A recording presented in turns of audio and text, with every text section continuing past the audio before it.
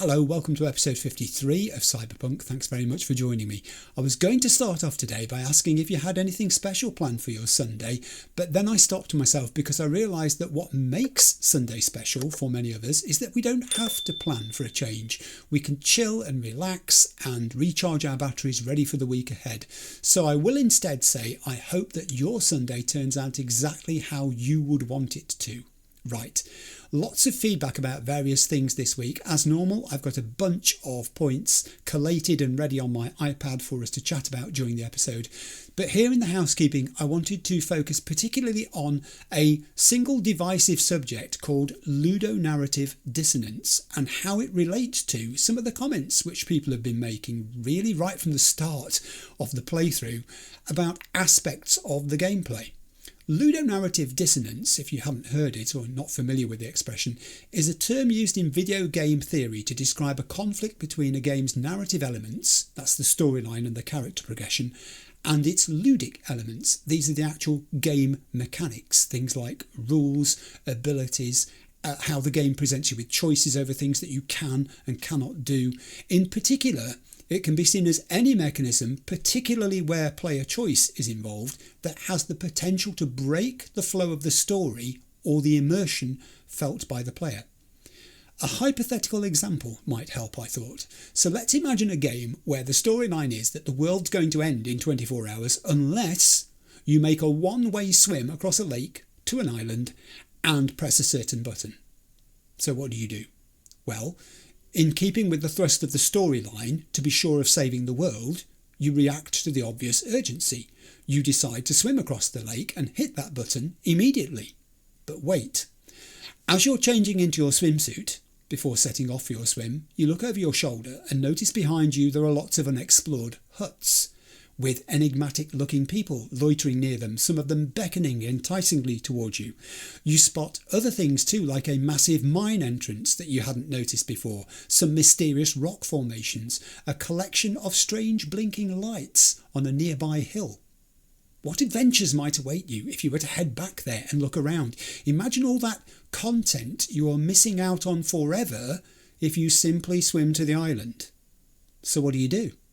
How do you react to these two opposing choices? After all, to delay is to risk much. What if there are obstacles you're not aware of on that island, like an unseen dense jungle that you've got to hack your way through to get to the button, or hostile inhabitants who you've got to defeat to the last person before you can progress? What if you arrive on the island only to discover there are 500 identical buttons scattered all over the place, and you've got to find the right one?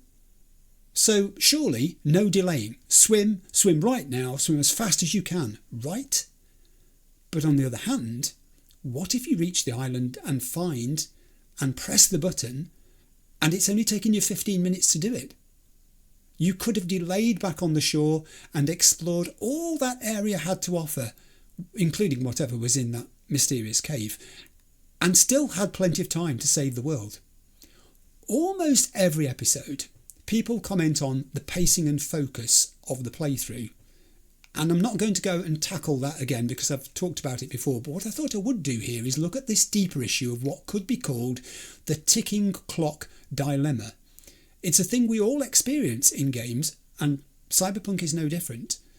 It's this possible conflict between the narrative urgency of the storyline versus the player's desire to explore and do other things. The central conflict of Cyberpunk 2077 isn't simply about V and his predicament, or Johnny and his antagonism for Arasaka, for that matter.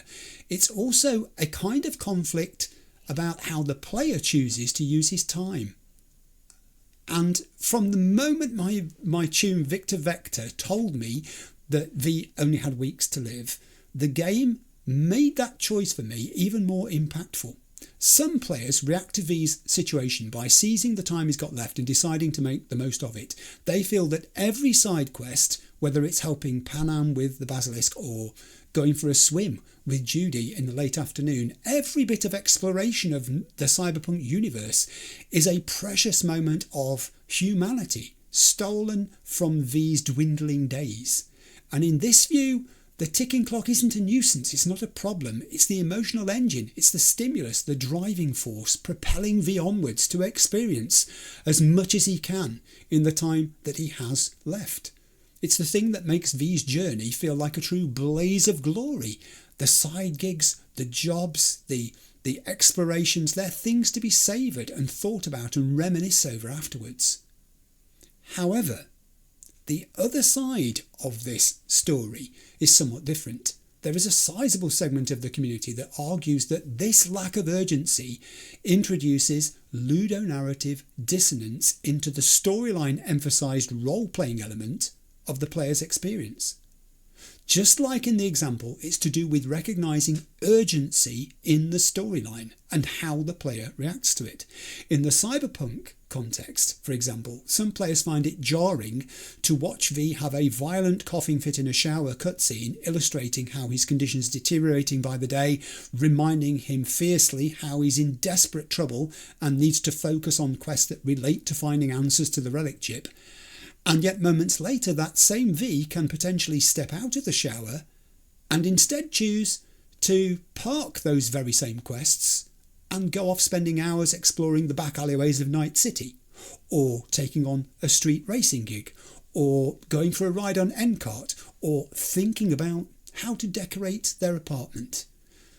They would argue that by making the stakes too high, a life or death situation, and the timeline too short, he has a matter of weeks, the game accidentally makes it harder for players who want to see the world the developers built. It forces a role-playing choice on them. Do you focus sharply on role-playing as a dying V who realistically would ignore distractions and pursue the cure? Or do you break character to experience the many hundreds of hours of fabulously engrossing additional content that Night City has to offer? It boils down, this example, to what you could call urgent story versus endless freedom. The narrative says V's dying due to the relic chip. He needs to find a cure urgently. The ludic reality is that you can spend dozens of hours doing side gigs, buying cars, exploring Night City with no real impact upon that need for V to find a cure. The dissonance here is that the story, of course, says time is running out, whereas the gameplay says, actually, you can take your time if you wish. It is a fascinating subject, and there have been other instances in the comments of people querying my approach to various situations in aspects that also have this kind of ludonarrative dissonance connotation.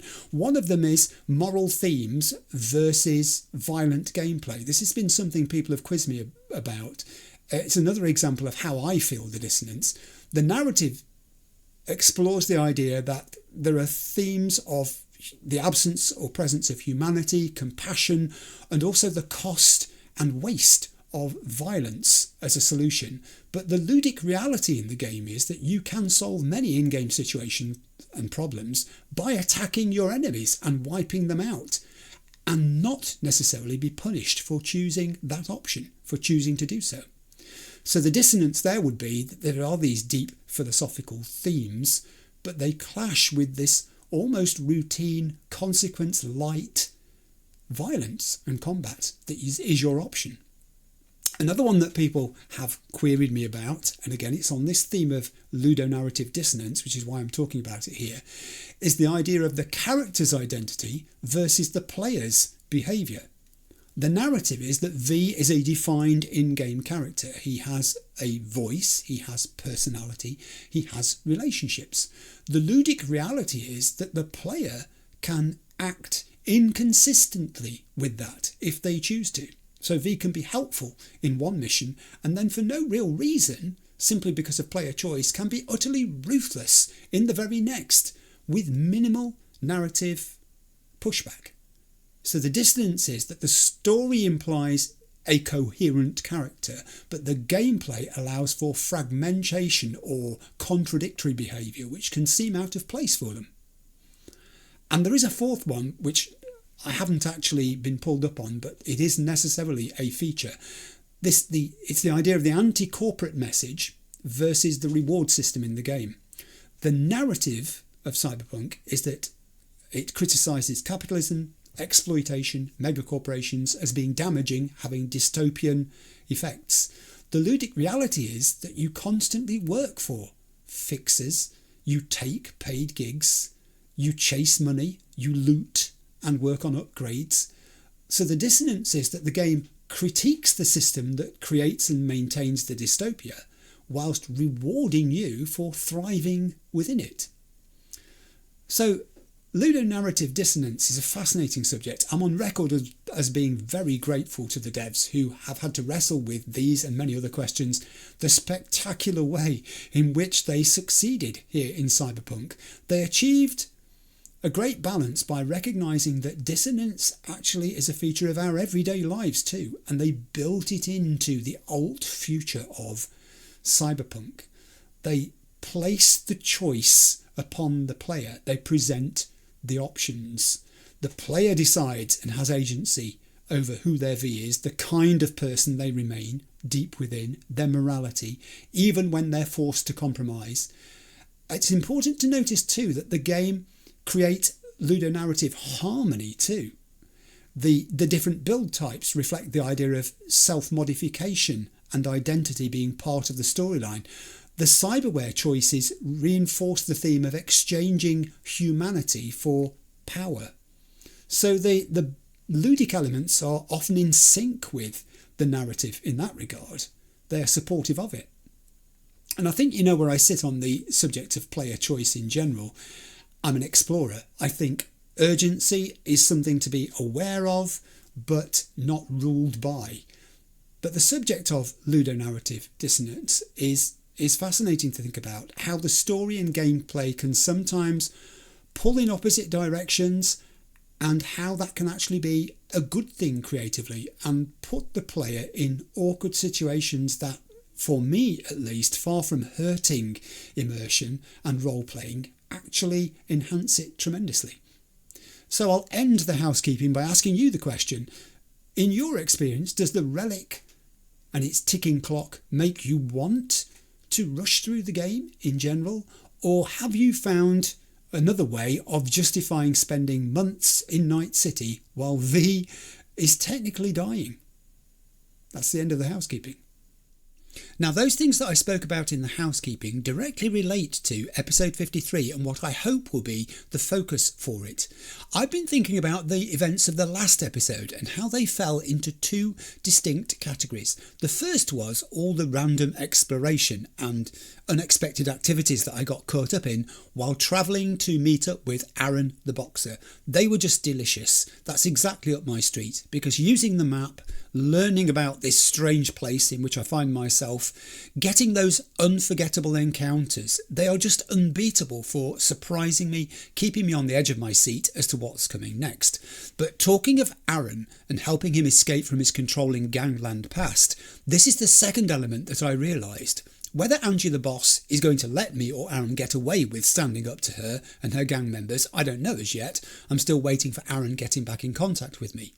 I also met last episode the in trouble Paco, as is probably his colleague Babs, and I'm in the process of helping him evade Hansen's wrath for stealing those generators. There's a chance that framing the already in trouble with Hansen Yuri might be the way forward there. But the important thing is, in both cases, Aaron and Paco, V is trying to help, and that's what suddenly occurred to me. The thing is this, Dogtown is the most dystopian of places imaginable in this game. There is no law, there is little medical care, there's not a lot of hope for the vast majority of people caught up in the middle of Hansen and Barghest's brutality and greed on one side and the select gangs picking off what remains on the other. It seems to me that Phantom Liberty is very much about ordinary people being in constant danger. They're having to fend for themselves. It's a place where individuals get isolated and bad things happen to them. Helping people, being a force for good, is what I've tried to keep as a central principle for V all along, not just back in Night City, even more so here in Dogtown. People need to know there is help to be had. Now, right at the moment, Both Aaron and Paco's quest lines are on in-game time pauses, and that is perfect for my purposes today. I'm also going to keep Reed and V's time paused quest line on hold again for this episode as well, because it's time for Murkman V to assert himself. So here's the mix for today. 1. Given the discoveries that I made just walking from A to B last episode, I want to make another journey on foot and see what befalls me on the way this time. And 2, after I've reached my destination, and I do have a destination in mind, I'm taking the Murkman oath seriously. I've looked in my journal list and I've identified a couple more situations, people with problems who are in urgent need of V's assistance, both here in Dogtown and also back in Night City, because it's high time I showed my face back there. It's an episode of risk and reward then. That's the hope. If V can maintain some kind of momentum in his fight against the elements of evil in this wild place, then he will emerge stronger and more confident for when he returns to the business of Reed and Songbird and Myers. So up until recently, last episode and also today, I've been mostly focused on opening up this central quest line of Phantom Liberty, getting the characters established, but we're there now. The map has opened up thanks to Mr. Hans entering my details into the Barghest database, enabling my free passage backwards and forwards through the barriers of Dogtown. The journal list has started to populate with lots of additional content and activities specific to living in and experiencing Dogtown and the transition back to Night City and what they have to offer an adventurer like me. So that's the plan, subject to change as ever based on what the game throws at me. But first, before we do all of that, I want to do a little bit more improvement. Right, so episode 53 is starting off exactly where I finished episode 52. We're outside the clinic where I've just departed company with Aaron. I have a number of things on my iPad listed for me to do in the menu system, which I'm going to do before we head off to where we're going. So let's jump into that now. Now, some of these things are points that have come up during the comments and feedback from last episode and the episode before. Others are ones that I've been meaning to do for a while or that have occurred to me in the intervening time since last episode. Let's begin. The map has to go first. A few people have said, they've reminded me, you don't have jobs turned on in your side menu. And I just want to show you that actually I do have it turned on. It's been turned on all the time. I haven't turned it off at all in the process of going through the beginning of Phantom Liberty. It's been on since we arrived in Dogtown. So I'm not quite sure why people would think it was turned off. Maybe they're expecting more jobs, more gigs to have landed in my journal than they're seeing up to this point, or perhaps that's also true of the map. They're thinking there should be more on it. All I can say is perhaps I'm not as far through Phantom Liberty as you think I am then. That's the only explanation I can come up with for that, but definitely it is on and it always has been. So that's that. The last time I turned the list off, I think, was when I went hunting cyber psychos a while back and I tried to thin it out so there wasn't so much clutter getting in my way. I think that was the last time I reduced the filters to a minimum. That's that. Inventory is where we're headed next. Let's begin with the obvious visual clue in front of us, V's attire. A number of people have said that, don't forget Clive, you and Mrs. Clivical sat down and crafted 2 outfits for V, not 1, and at the moment you're only using one of them. This is absolutely true. I would say that it wasn't me that crafted them. My wife did all the work there. I'm very grateful to her for that. But yeah, you're right. It is time probably to swap V's attire. I just want him to look a little bit more corporate, a little bit more tidy, purposeful, the sort of guy you don't mess with. Whereas I'm not sure this necessarily sends the right message now in Dogtown. Although the hat is a bonus, you have to admit, the thing about the hat is if you turn up to an unsuspecting enemy wearing that hat, the first thing they're going to do is look at the hat and go, what on earth are you? And in the time it takes them to do that, you've got your gun out and you're shooting. So it has its advantages, but I will change his outfit. Outfit, costume, uniform, call it what you will. Was it slot 6 where we put the other one? 5 or 6? It was 6. It was 6, and yes, I mean the sunglasses actually also make it, don't they? The crop cut hair, the neatly trimmed beard, the sunglasses. Suddenly he looks really tidy.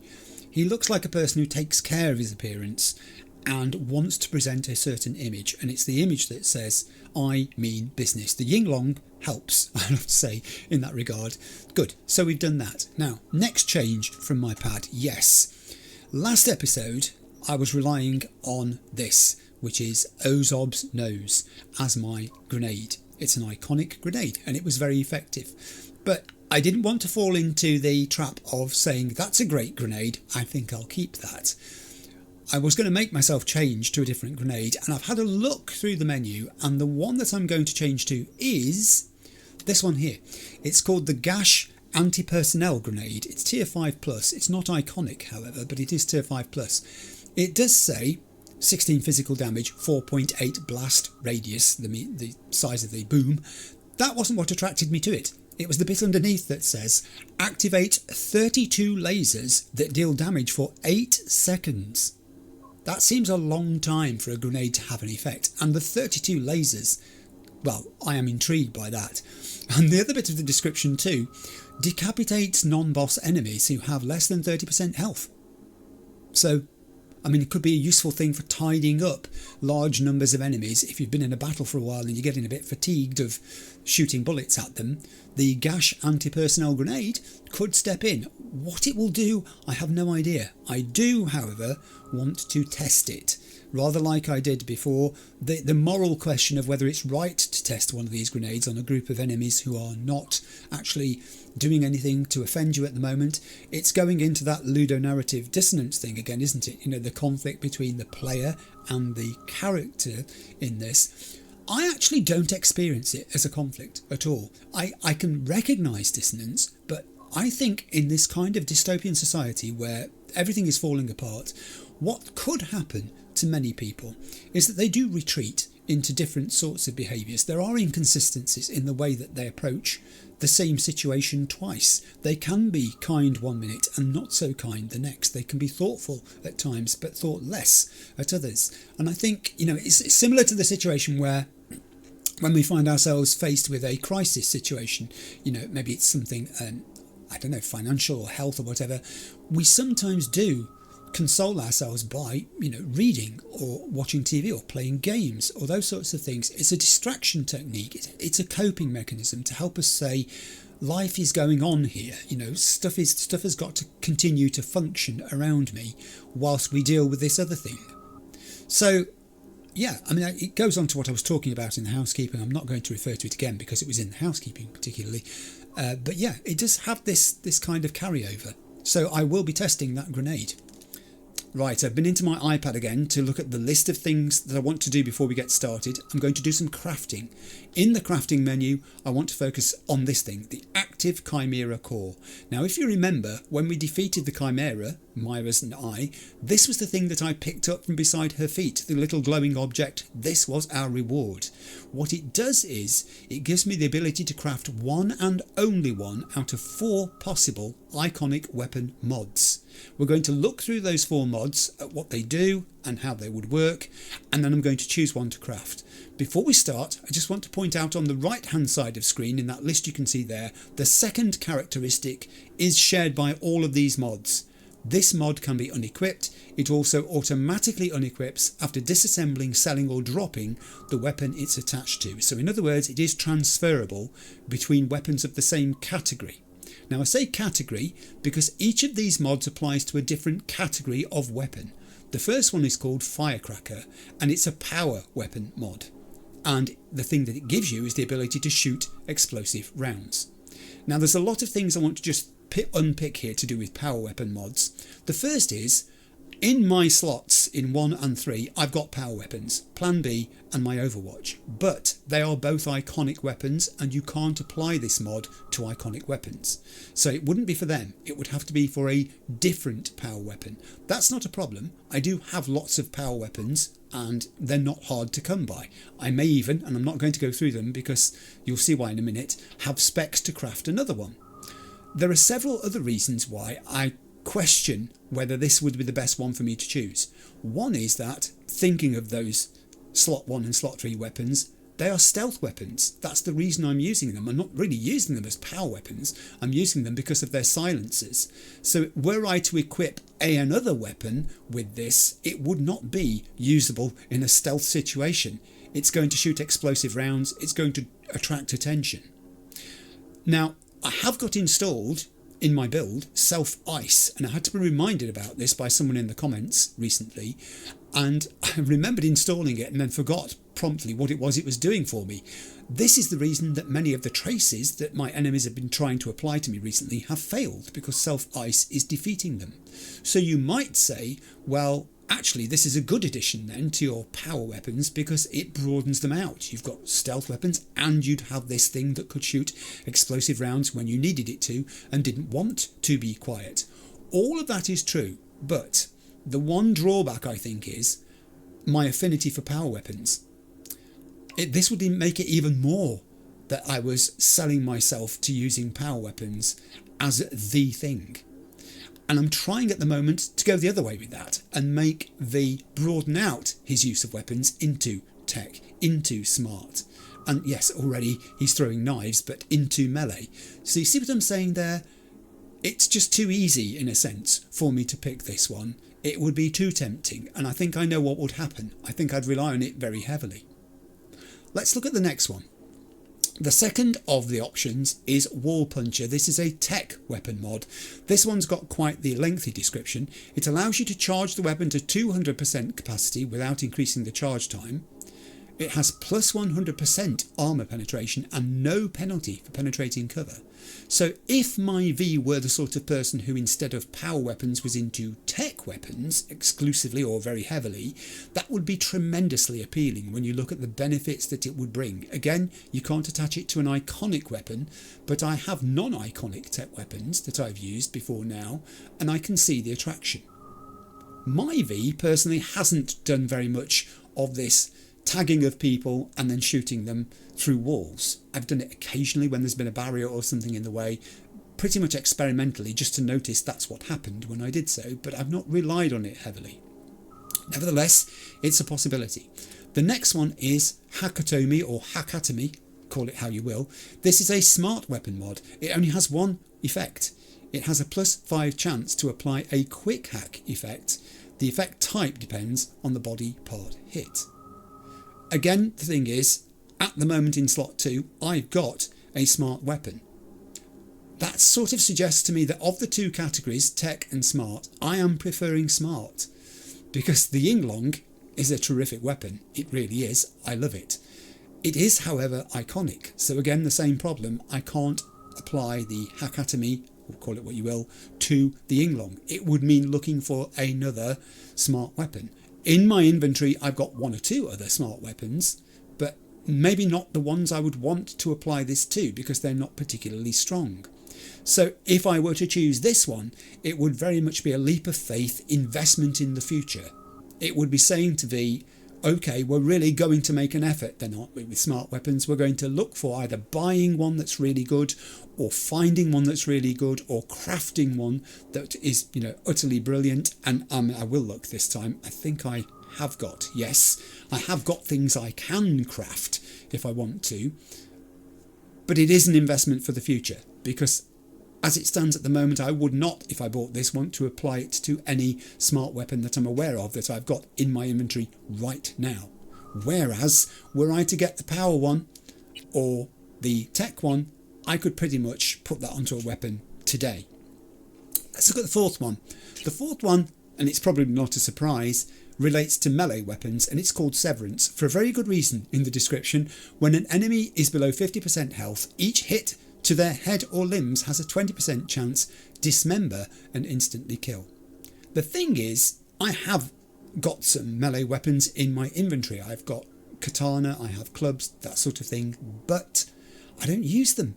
I've really got them in there because they are iconic as well. And again, you can't apply this to an iconic weapon. But the only thing that I do use in the melee regard is the knife. And when I use it, I tend to throw it. I've always thought that strange, actually, that it's regarded as a melee weapon. And I think melee weapons, for me, relate to things that I've played in medieval games like swords, where you hold them in your hand, really, rather than throw them. But it always seems strange to me that a thrown knife is regarded as a melee weapon. But there you go. It's a possibility. However, would I make the most use of it? That is the thing. If it was just knives that I was buying this for. So my dilemma is this then. The power weapon mod is very attractive, but really does play to a strength that I've already established, and therefore would narrow down options in other ways. The wall puncher, the tech weapon mod, my V is not really the sort of person who's done much shooting of enemies, tagging, shooting them through walls and other obstacles. It's just not his style. The melee one, I don't think I'd make much use of. So I'm left with, and I'm actually pleased that I am, because I've chosen this positively. It's not a process of elimination, and this was the one that was left at the end. When I say left with, I'm glad I am. This, Hakatomi, the smart weapon mod.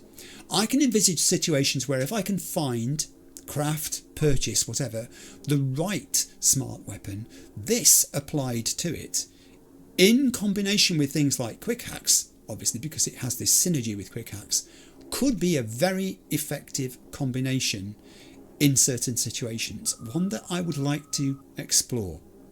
And on that basis, I'm about to do this. So we have done that, we've now crafted that, and it does have, therefore, an impact upon my return to using quick hacks, or will have when I get to the point where I've got that weapon purchased, crafted in my inventory. And with that, let's get back to the game. In his new uniform, in his new costume. I've got some engineer points there for doing that.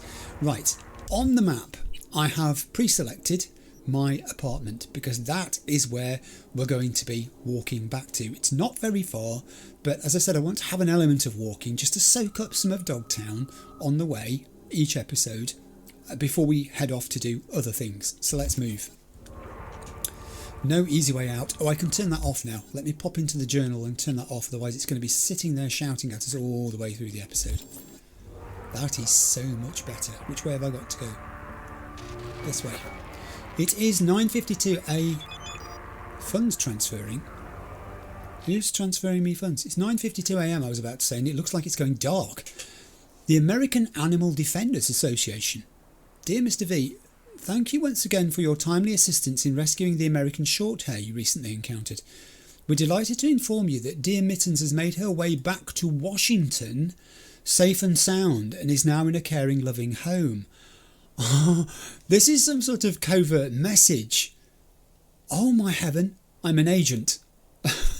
I didn't take the oath. I just took the little coin. That's all I did.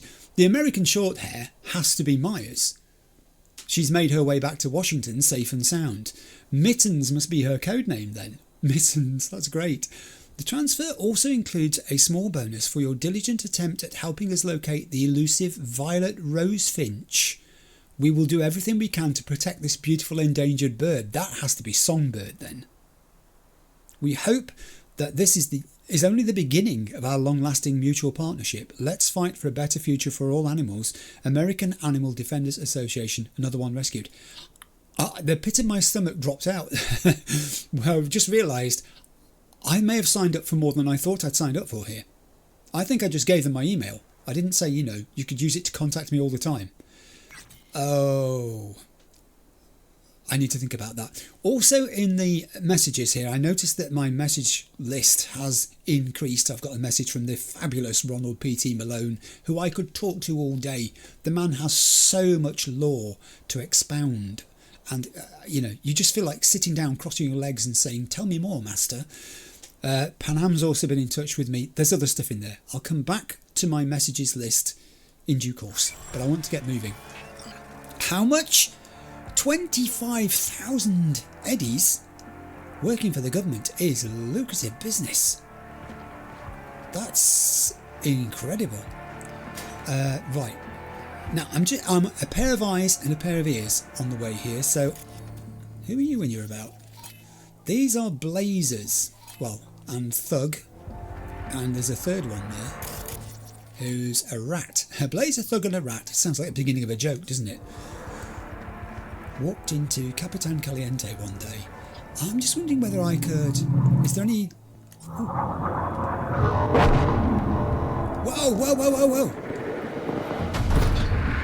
Ooh, with a supply drop.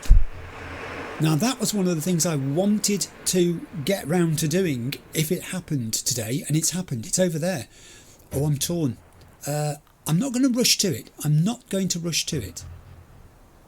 I understand there might be a benefit in doing so. If you can be the first one there and get to loot it ahead of anybody else, then I think maybe, you know, there's no sort of problem. But I guess that other people will be interested in it too. And I'm happy to let that happen this time, on this occasion. I want to experience that, see what it feels like. Meantime, I was about to say, there is a reason for me to come and loot you people. Are they going to let me loot them? Let's see if I can just sneak over this barrier, loot that crate without anybody taking exception. Just carry on sleeping, dude. Carry on doing whatever it is you're doing, dude. I hope you're listening to music, because if you're not, well, let's just say, he doesn't like me. He doesn't like me. The diamonds over people's head. There's been some good discussion about that in recent episodes comments too, about the way that they denote different things depending on what they're doing, whether they've got asterisks, whether they fill up, whether they're red, whether they're green. The same with the border around the mini-map. It's amazing how long it's taken me to assimilate some of this stuff. I want that crate. I don't necessarily want to use a grenade, however, to obtain it, and you're not going to let me just take it.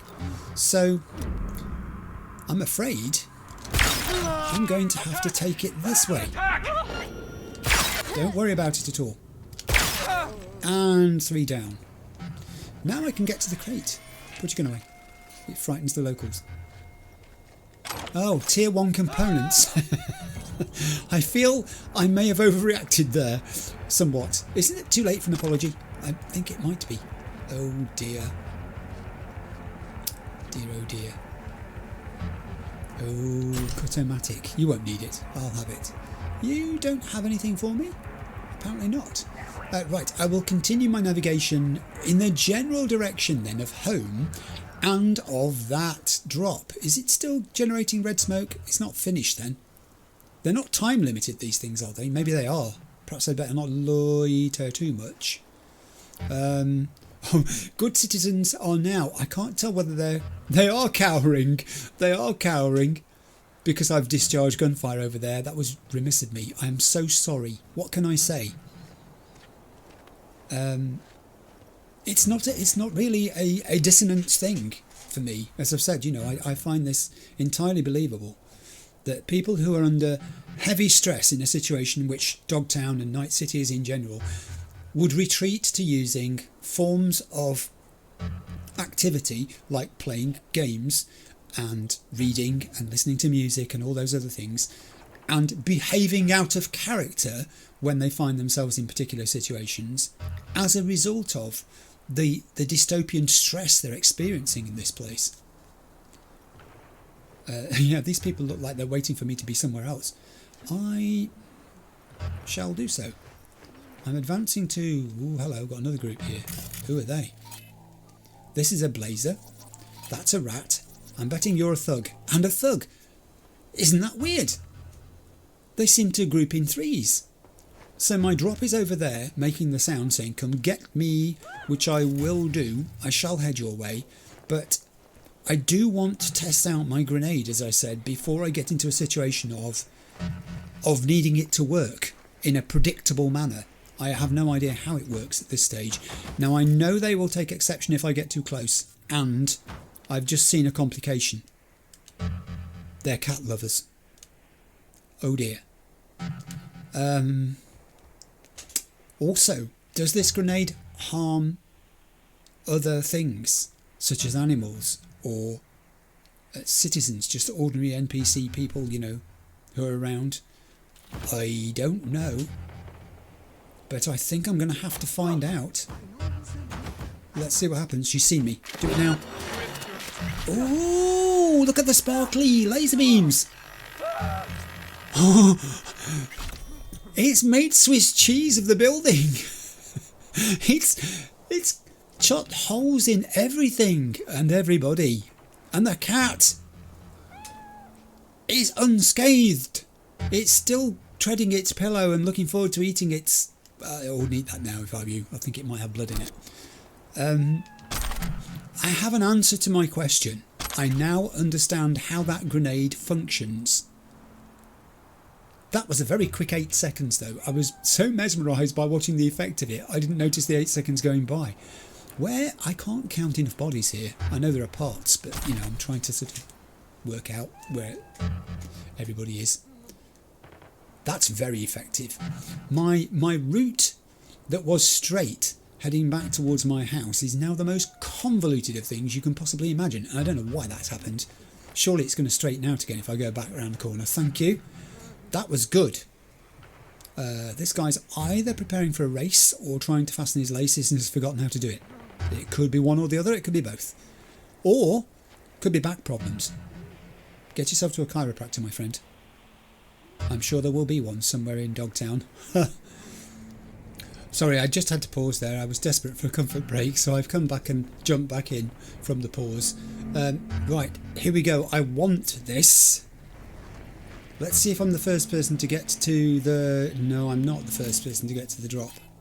Oh, Barghest. I might have known. I can see a number of these people. Maybe I can... Is that one there? No, it's not. Is that one there? Yes, it is. Tag some of them. Ooh. Who are you when you're about? This is the boss man by the looks of it. Barghest Gunner. Oh, subdermal armour, heavy. Charge jump and flashbangs. He's going to be problems. I will tag just to see if I can get hold of somebody to tag. I'll ping rather. How bad this situation is. Oh, it's bad. Oh, it's bad. 1, 2, 3, 4, 5, 6, 7, 8, 9. There's probably about 10 of them, I would say.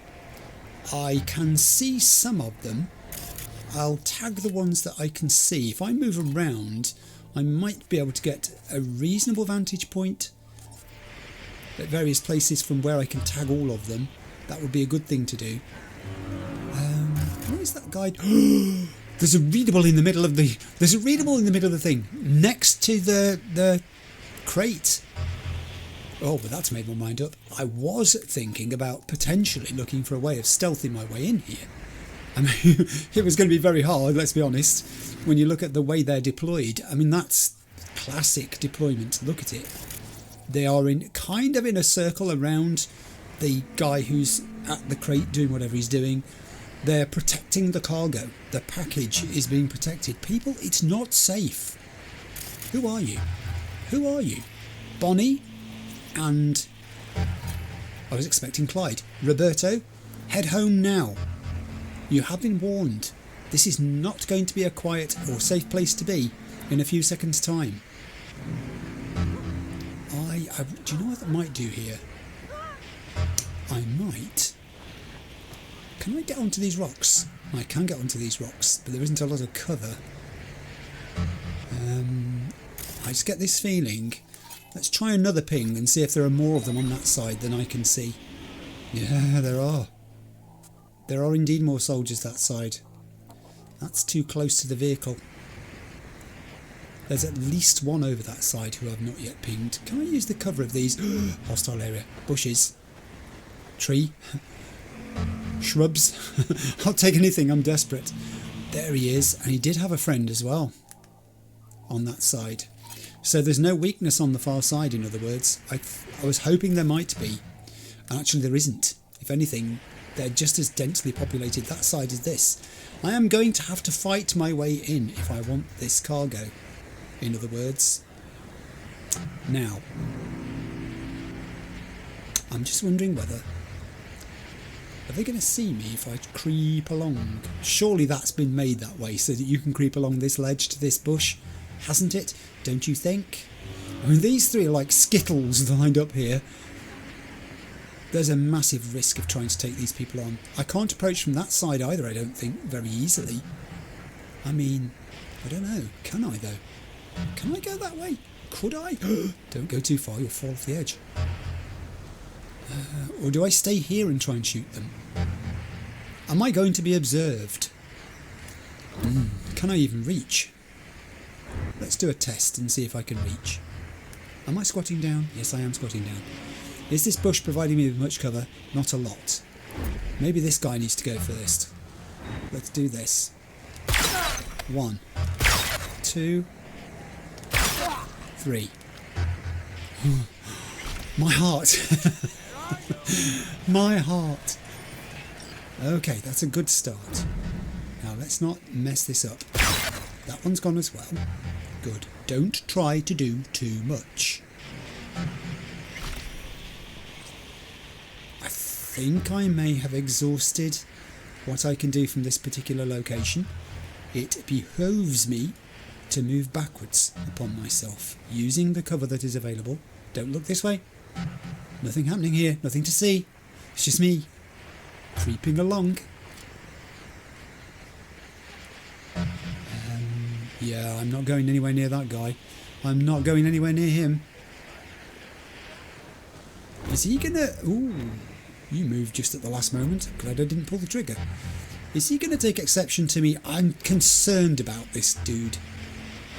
If he was looking the other way, I wouldn't be. But he's looking towards me, which leads me to believe that if I were to do something to this guy... He's checking his feet, look. He's looking at the soles of his feet, as if he's stood in something. Not yet, you haven't. But pretty soon it could be the blood of your soldiers. I'm trash talking. That's apparently what one does in this situation. It gives you a boost, makes you feel more confident. Hi everybody. Guys, run away. Seriously, don't stay here. It's not safe and I should know. It gives you a boost, but also strikes fear into the heart of your opponent. That's what it said in the manual. How to fight Barghest 101. Can I take you out? I don't mean that in a sort of date sense. I mean in a kind of so you're not alive anymore sense. Yes, I can. Oh my God! Yes. How about this one? This is going to be a bit of a snapshot. Can I do you too, sir? Yes, I can. This is going well. Now, it's going well at the moment. Let me put it that way. It may not continue to do so, but at the moment, it's not doing too badly. Can this dude go as well? It's quite a distance for a plan B, but he did it. He did it, you little plan B. I'll reload you. Have you really killed 7 people? It was down to 13 bullets. Alright. I'm wondering now whether this... I want to call it a bridge. It's not... Is it a bridge? I guess it is a bridge. This overpass, bridge, whatever you want to say. Dude, I'm not, it's not you I'm after.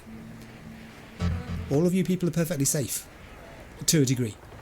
I'm wondering if this is going to afford me the cover I need to use my sniper rifle to take out 1 or 2 more. Yeah, it's got cover. Yeah,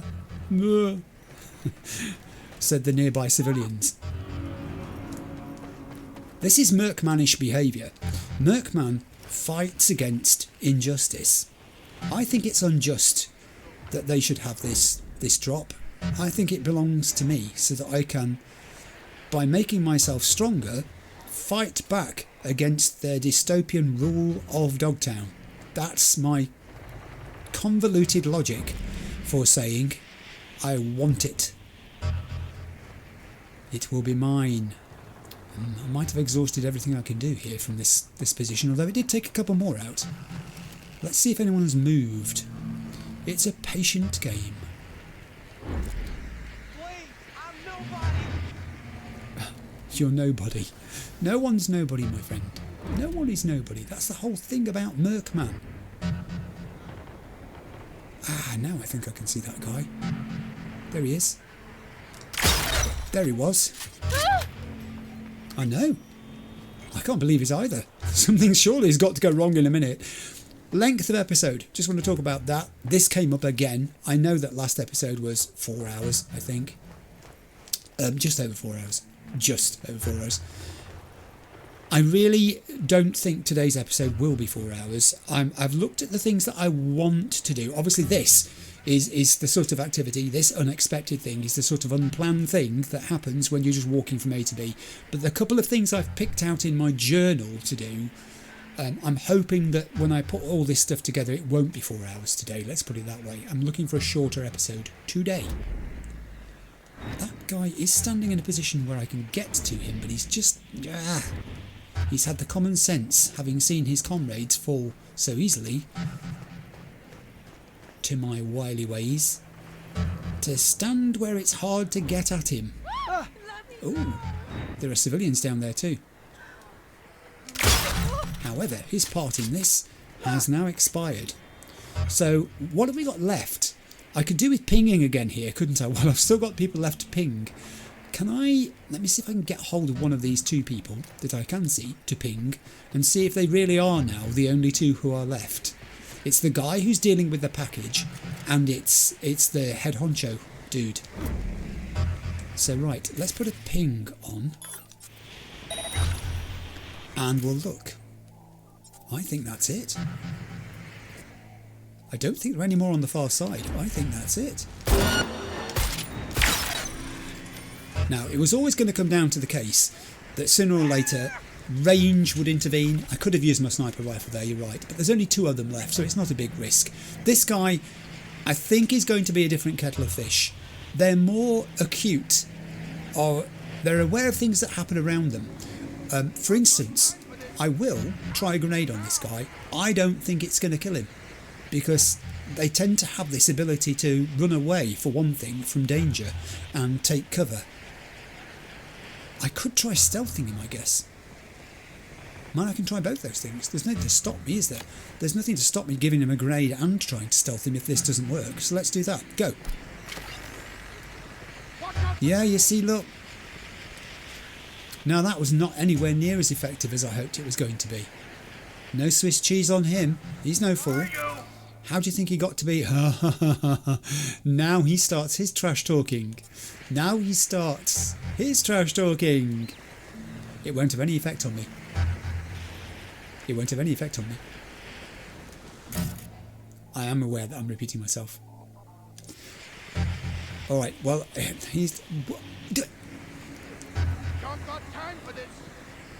How civilians can just walk around down here, I just do not know. Do you think Barghest really care that much that they're going to be so selective that he wouldn't just wipe you out? Ooh, down. He says he hasn't got time for this, but he has got time for it. The noise that the crate makes, that's a duh. Yeah, that one. It's quite unnerving, actually, as you get more and more close to the prize. I need him to turn around the other way. Can I distract him? No, I can self-destruct something. Can I distract him towards... No. Got to be careful I don't poke my head up too far here because he could see me if I did. Let me stay in the sort of valley of these solar panels whilst I reposition. Is there anything here, apart from a Barghest sergeant, I know about him, is there anything here that I can actually latch onto which will act as a distraction? I don't think there is. Alright, game, I see what you're doing. You're making me do it the hard way. I'll wait till he turns round. I will attempt to stealth him from behind, but I don't think I'm going to get very long. He seems to face this way for quite a long amount of time, if I've got this right. Whereas when he turns round to face the other way, it's not there very long at all. Maybe I'd be better, therefore, approaching him from the other way. Do we think? Maybe I would. Let's do that. Here's me saying, don't do anything stupid. I'll try not to. Stop that! What did that machine ever do to you? Honestly. Here's me trying to make the place safer for the ordinary citizen. Here's the ordinary citizens going around beating up machines. Do you know, something else I've noticed here as well? If a body despawns but leaves behind loot, as here it's left its little lunch bag behind, very highly decorative, you don't see them on the map anymore. They only show up as crosses on the map when they are bodies. I think that's how it works, because, I mean, there's something here, as you can see. There's a weapon and, you know, what the person was carrying, tier 5 components as it is, but they're not showing up on the map. So at some point you've got to sort of wander around aimlessly looking for these things and picking them up. I don't want to get too near to him if I'm going to try to stealth him by being greedy and picking these things up too soon. He's going to turn round, isn't he? He's going to turn round just as I was looking at his shoes. I've got to do it. I've got to risk it. I'm on approach. I'm there. I've grabbed him. And we'll go lethal. Skill shard solo. Ooh, nice. Good one to pick up. As I shuffle on my chair. Thank you. Right, I'll have a look around the area. I don't want to pick that up because that's big and heavy. And I don't need it. But I will look around the area and pick up any bits I can see. I'm probably not going to be exhausted about this. There were a lot of them, these people. I haven't counted how many I've picked up already. So, from that point of view, I'm not sort of keeping score of what I've got and what I might be missing. I guess I could send some of these people. Look, I tell you what, I'll give you 2 eddies. You guys over there, I'll give you 2 eddies each. If you come and help me pick up all this stuff. We'll do a finder's fee. Just put your hand up if you find one. I'll come over and pick it up and give you the 2 eddies.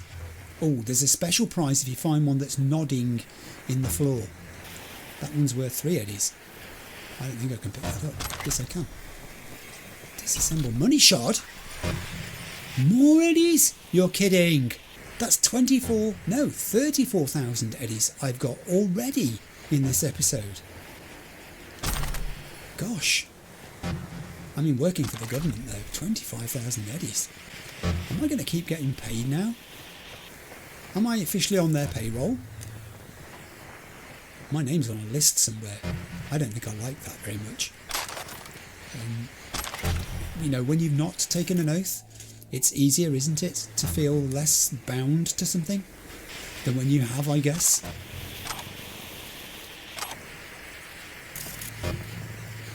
Right, I am going to say that might be it. Maybe. Let's just have a quick look down the side. I don't think there's going to be anything here. No, that'll do. Okay, let's do the readable first, because that's the most important thing, always. Let's read this.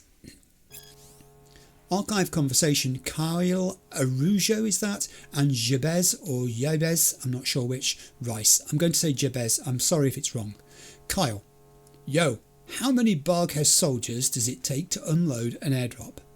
Jabez, how many? Kyle, I'm asking how much longer it's going to take with my order. Jabez, oh, thought you were setting up a joke there. Dunno, it'll be ready when it's ready. Kyle, great.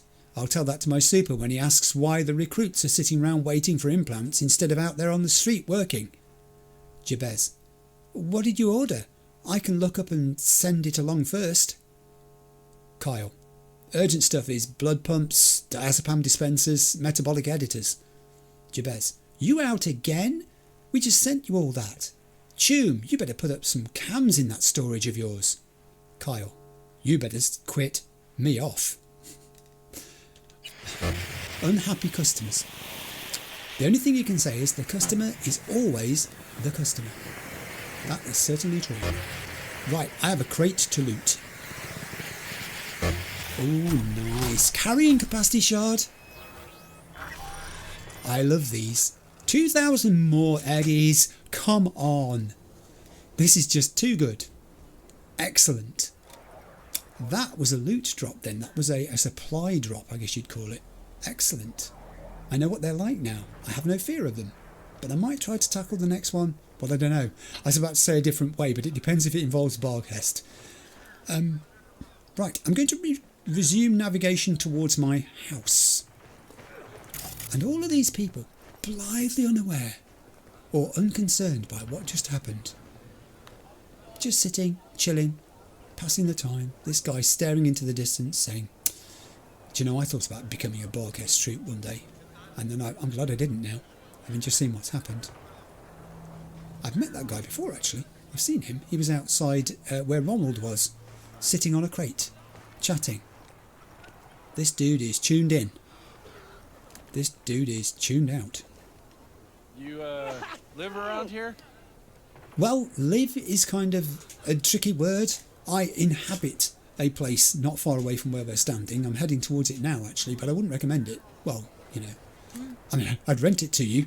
I'm going to go under this thing that says powering here, because why not? Yeah, sure. Pain. Just walk right through me. Very good. Pain. I've only just noticed that. Ah, subtle. There's a lot of people suffering down here. In all seriousness, it's just showing you how Dogtown is.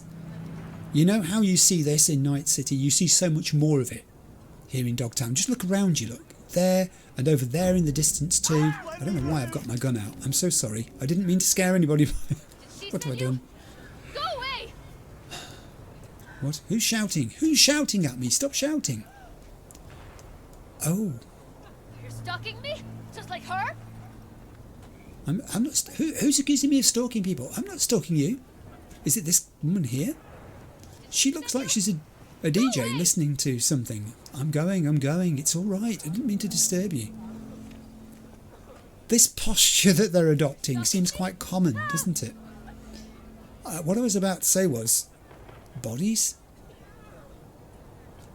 Someone's been made examples of here, have they not?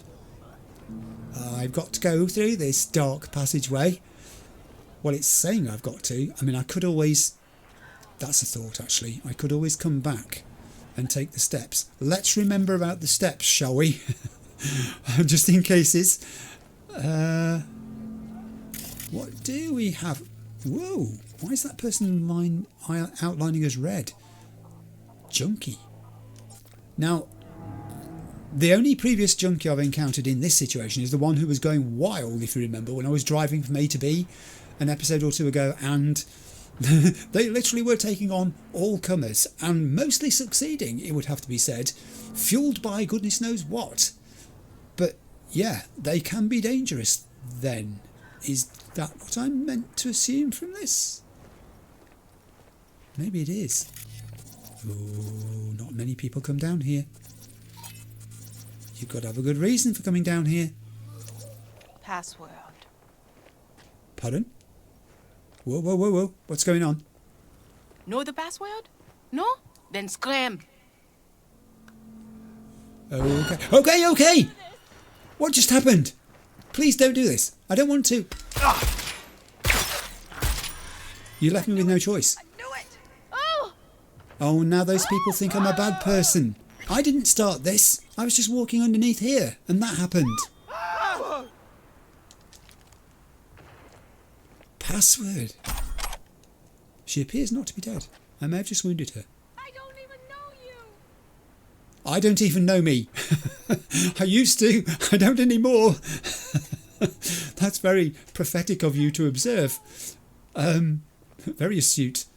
Do you know, I'm minded not to continue that path. I think I will go back and take the stairs. I think I'll take the stairs because it's daylight up here. Oh, the things that can happen. So there's an interesting development. Junkies are potentially belligerent towards you. I didn't do anything other than to encroach upon her territory. That was all I did. That is really a very unsafe place to sit. I mean, I know people do it, but it doesn't make it right. Something's wrong. Something is wrong. You are correct, my friend. Something's very wrong. For all your tech ability, you still can't afford shoes. Come on. Huh? That's what I said.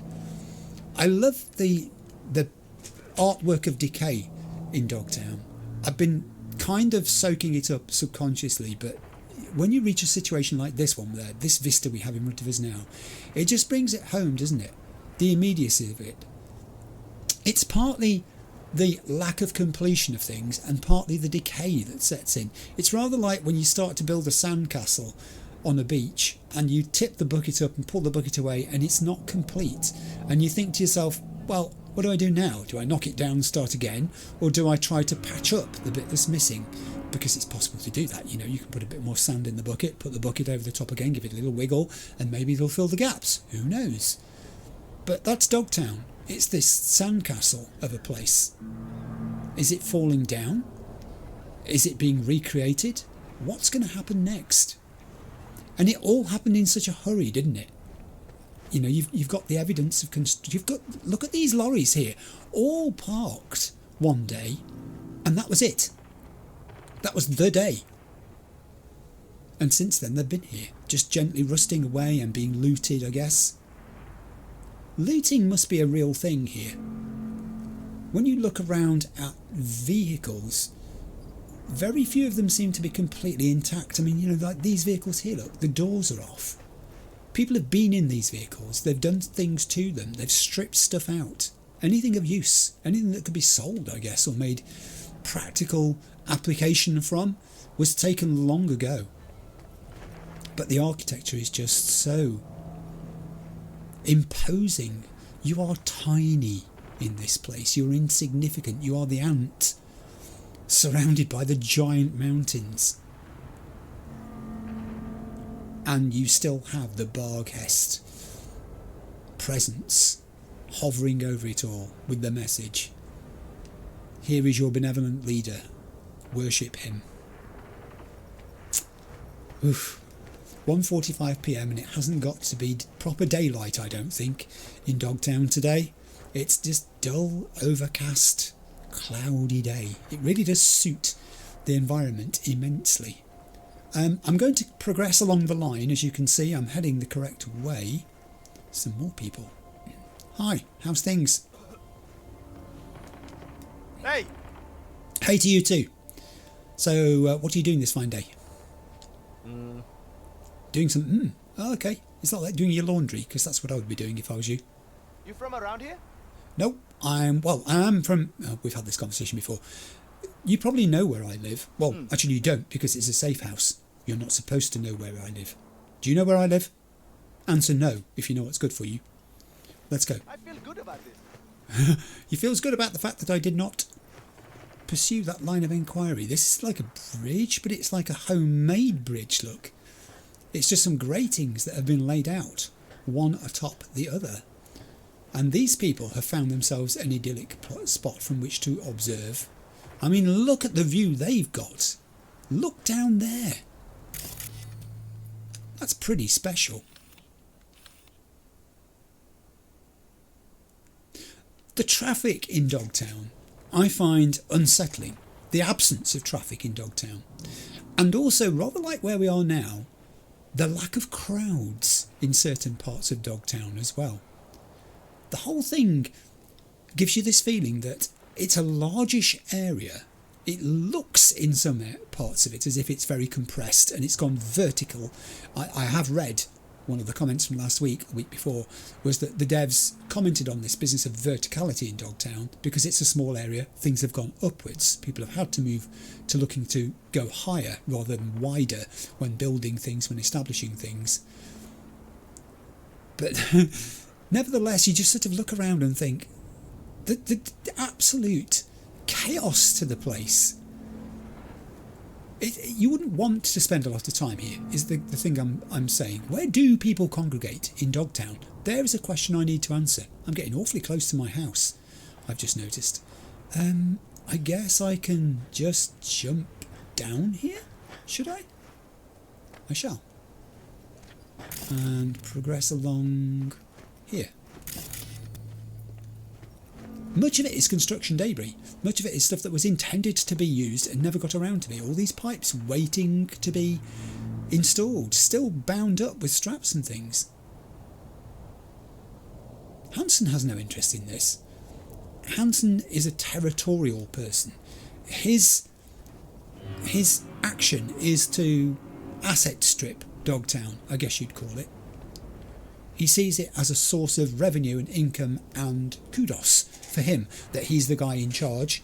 He therefore doesn't have any vested interest at the moment in improving the way it looks.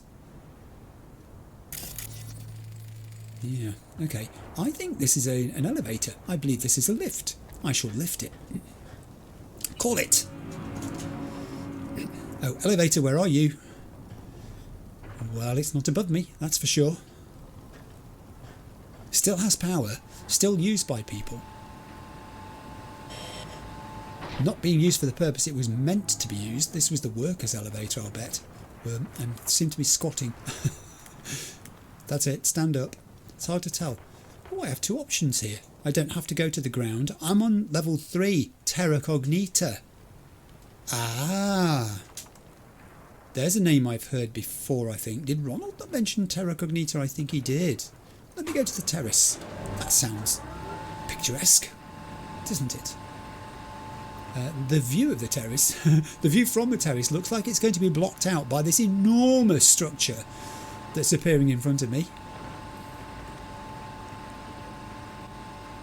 I really don't know how safe or otherwise going this way back to my house is. You have reached the terrace. Please depart from the device. Hello, I have some good citizens here. There was me saying that people don't gather in... Oh no. So what do I have? I can't say that name. Zenny, is that? And I've got Karina, and I've got you, who are apparently just called Junkie. And I've got a person on the far side, Imogen. Oh, what's the matter with Imogen? This person's a junkie. So how, in my efforts to help people, I'm going to try to interact with the junkie without getting shot. This may not end well. I'm just saying. Maybe if I got down to her level, she now has a bar over her head. And she's taken notice of me. That was a stare, but then it didn't develop into anything else. Hello? I haven't got a gun drawn. I have no weapon. Well, I have got weapons. I have concealed weapons. Many of them, in fact. Okay, okay. Oh, I thought she was reaching for a weapon. You don't know how dangerous that was. You really put the frighteners on me there. I think this is a friendly junkie. I think we're going to get along. Oh. Oh. No, but I... Imogen, what's wrong? She can't be scared of me. What's to be scared of? I am being provocative here. I've got to be. This is a game we're playing where I go up, she goes down. I go down, she goes up. I go up, she goes down. I go down. Go on, you know you want to. Come on. Come on. This is what the tourists come to see. Yes. All right, I'm going to leave her in peace. I think I'm going to leave her in peace. Is it me you're talking to? Is it them you're talking to? Are you a captive? Oh. I'm wondering if she is. That might put a different complexion on matters here. I don't think I can let you live. Yes, I was right. I didn't let you live. Take his gun away! No one's going to take my gun away. That's a silly suggestion. Do you want to come and do it? Here, do it. No, no. Oh, you're volunteering someone else to do it. I see. That's a special kind of bravery, isn't it? Run away and leave it for someone else to do. Aha. Give me your black lace and use whatever it is. You are free. You can leave now. That's assuming you were a hostage in the first place, and it wasn't me that you were taking exception to, in which case I've got this thing entirely wrong, and I'm very sorry. I tell you what, it's raining. I could do with some shelter. Kept waiting for the payoff, but nothing. Oh no. Just like that, one note, the whole fucking scroll. No. The worst. Terrible. And what did you do next? She's not going to say. It's private. She's keeping it to her friend. I shouldn't have eavesdropped.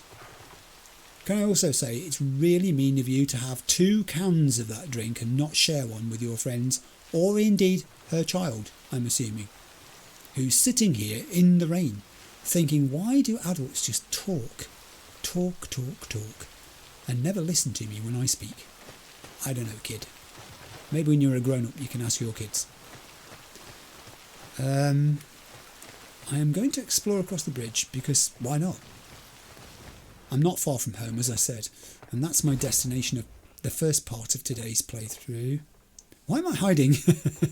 I'm used to hiding. Whoa, that's why I'm hiding. That's why I'm hiding. What's that when it's about? A Barghest centaur. Not gonna say this again. Oh, I have got citizens being attacked. No! I think I've just been a little bit too late. I'm dropping a grenade. Wow, did that take out the centaur as well?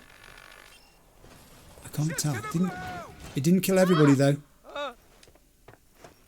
Did it? No, it didn't. So, oh no. We're going to need another one of those. Thankfully, I've got two. Have this one. I'm pretty sure if it doesn't hurt a cat, it's not going to hurt civilians.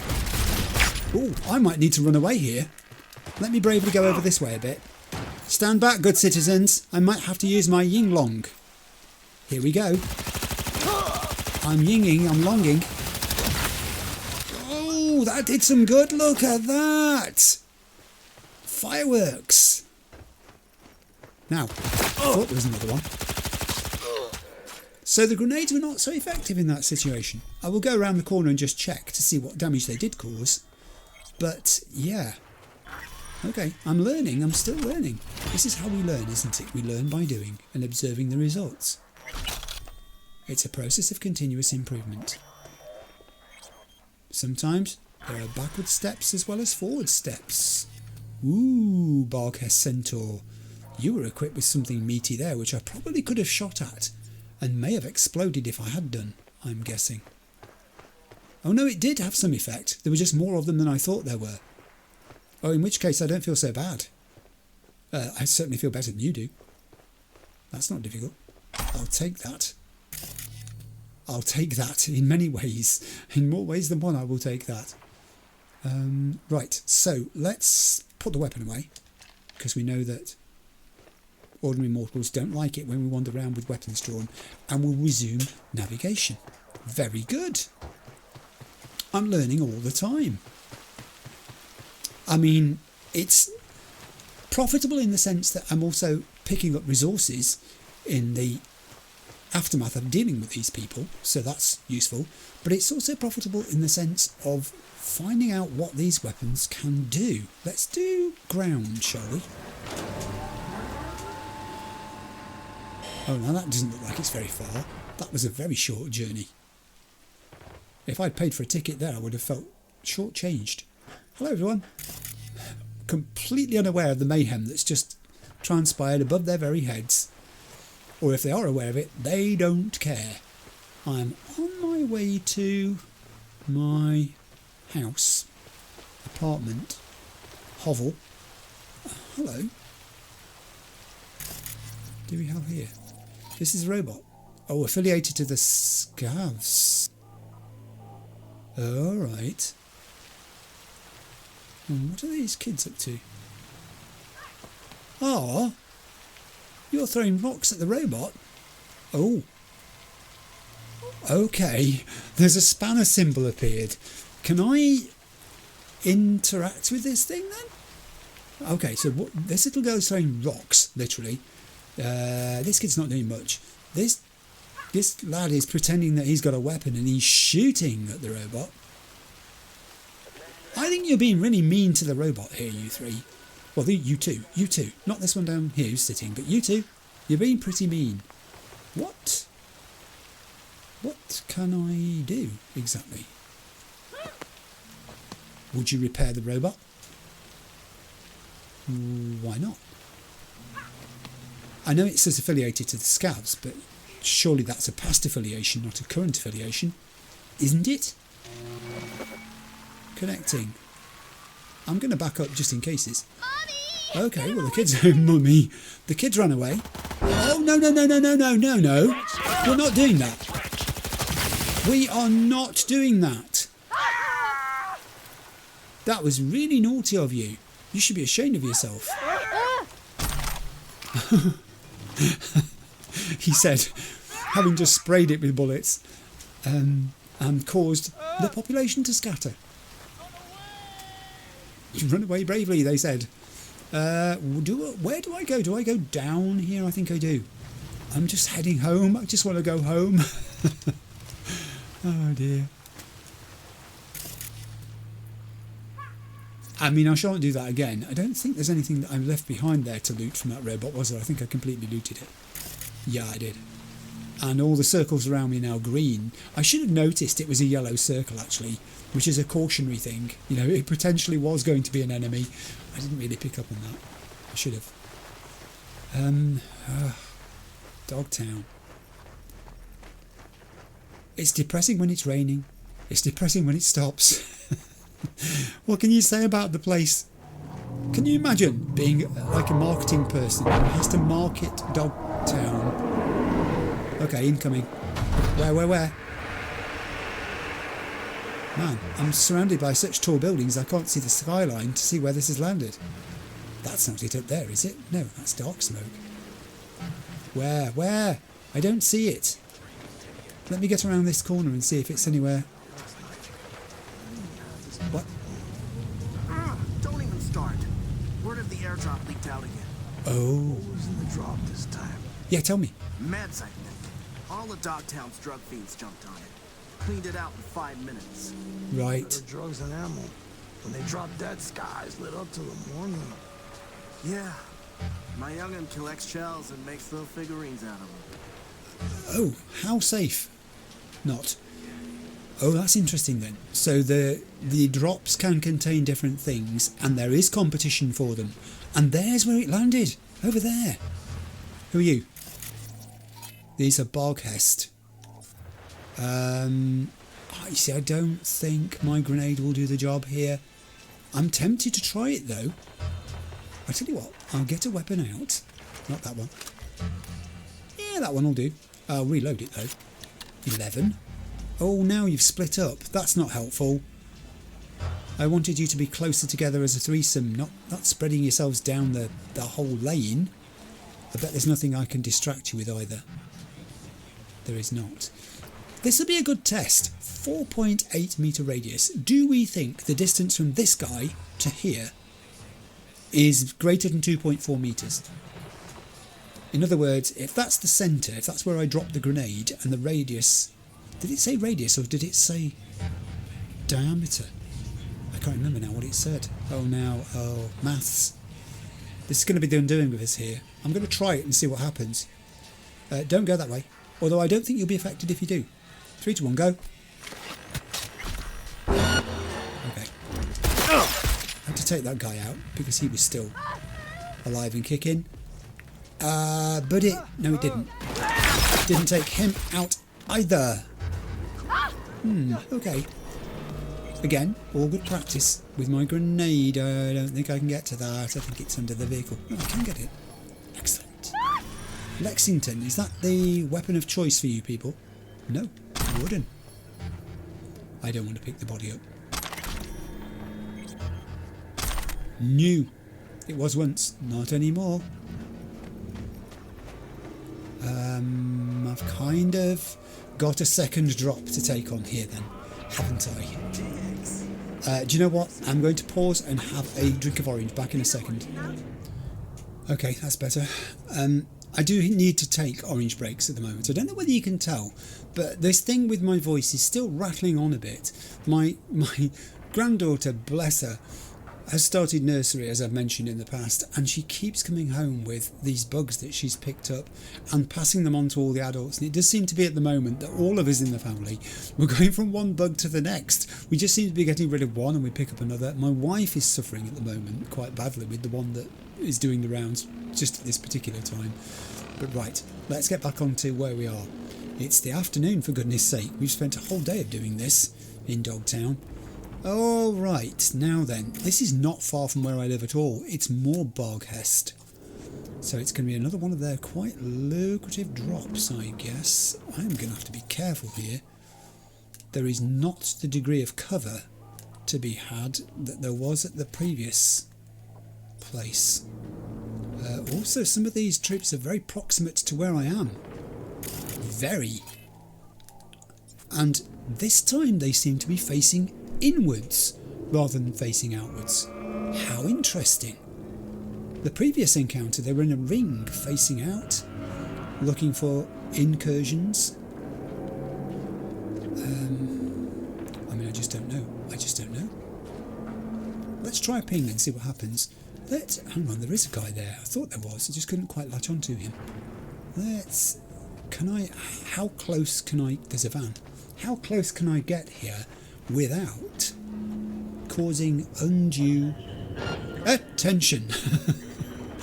Well, that answers that question. Not too close, Clive. Not too close. Yes, we learned a lesson there. Okay, so we have another one of these. Barghest warrior. The warrior is in charge. Okay, there's obviously a crate there, this I know about. There's a path, a road here, but it's quite close to where the area is that the drop is, and they're very prickly about it. Stop or shit like last time. Beg pardon?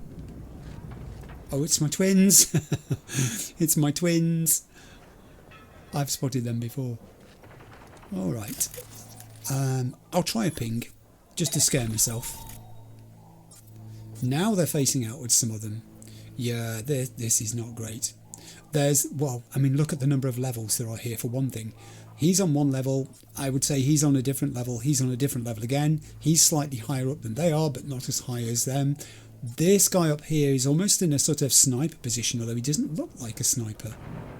God, this is going to be hard. I don't think I'm going to achieve the same degree of surprise here that I did in the previous one. Nevertheless, we shall try. I'm going to begin by...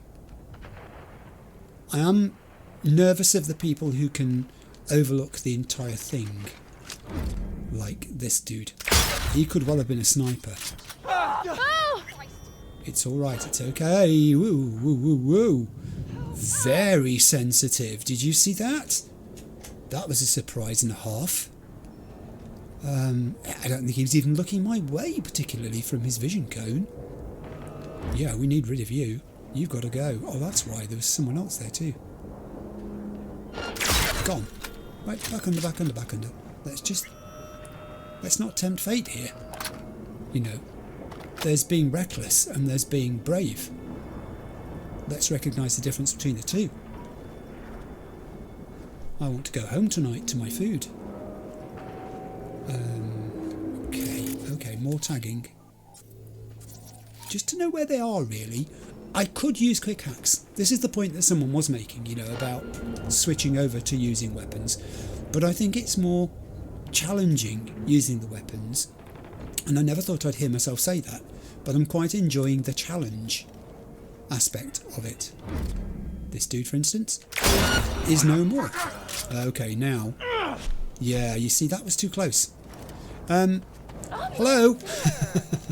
I don't know where to be now. It's my turn now.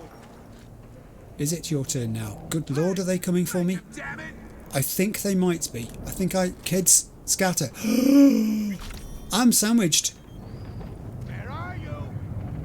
Oh, playing hide and seek. No. No one can see me. Surely no one can see me. There is a guy there who could potentially... Are you Barghest as well? Who are you? It's showing as Dogtown resident. Are you... It's just a civilian? But... I'm really sorry, but I've got to take you out of the equation because you're behind me and I can't live with that.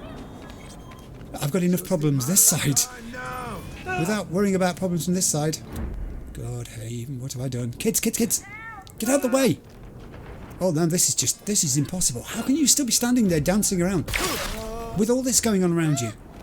Quite right. Ah, you two. Learn from your friend. Run away.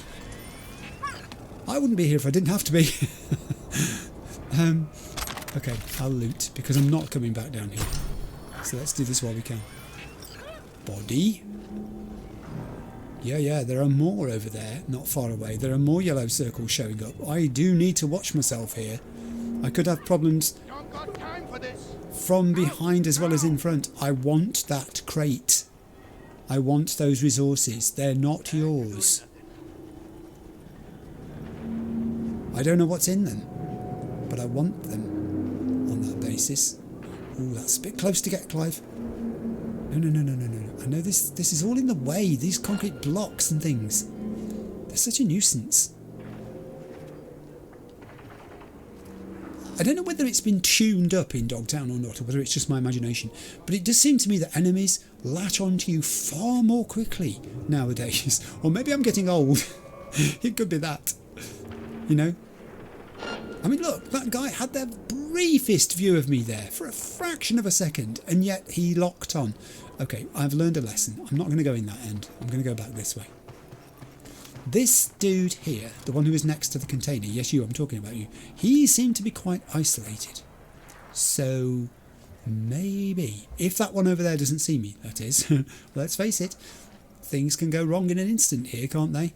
This one here might be grabbable in the old-fashioned way, draggable into here, and disposed of. Right, that's a bit more like it. That felt a little bit more like I was in control. It's not this is just a different way I think this one has got to be tackled. The layout is the geography of it, the topography of it even, is completely different to the previous one. And that means taking these people out slightly different ways to before. They are very acute to people firing weapons near them though. They don't like it. In that small area, they seem very sensitive. I am armed. Run away, everybody. Go on, go, go, go. I want the van. I don't want you. I simply want the cover of your van. Oh, they're coming upstairs to me. They are. They're climbing up. They're coming my way. They're throwing grenades. Which are going off too early, admittedly. Reload. Oh, ow. Did I miss a sniper? I must have done. Well, you can't be shooting me from there. There's a big pile of stone in the way.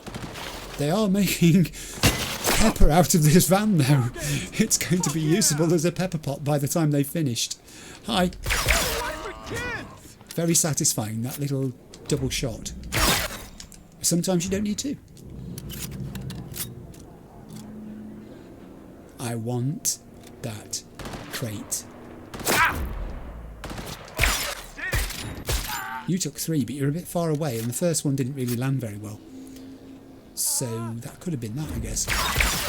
Oh, I didn't need to fire 3 there. That was just me pressing the trigger too many times. I'm kind of wanting to leave that guy till last again, like I did last time. Can I? I don't think I can gain access from this side very easily without putting myself on their actual level. And there may be more of them left than I thought there were. There's another readable over there. You have got to be having me on. That is the biggest incentive ever. It really is. Listen to me, goddammit. No, have a grenade. Oh, that's missed completely. This thing you can throw 2 grenades though, I've noticed. It has capacity 2 by the side of it. So have another one. Maybe that one will get you. Is it hurting at all? No, but 3 of those surely stung. I love the patterning that these grenades cause when they land. Yes, it's skill shard. Solo again, but you know.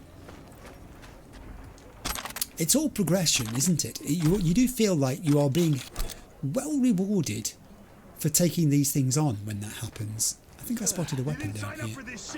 I did. No one signed up for this. We didn't need the expletive on the end of that. We could just say we didn't sign up for this. I didn't sign up for anything. I signed nothing, actually. I mean, I nearly took an oath, and I didn't, but I didn't sign anything. But somehow I'm on their mailing list, it would appear. I don't remember exchanging phone numbers with Reed. Did I do that? Did I give him my number? Did I friend him? Yeah, you see, you're feeling lonely now, aren't you? Aha. That's 'cause you are.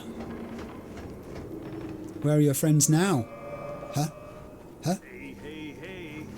Ho, ho, ho. Go on, it's your turn. Oh, I thought we were playing a game. Let's play Who's Going to Be Dead in a Few Seconds' Time. Come out. Just want to talk.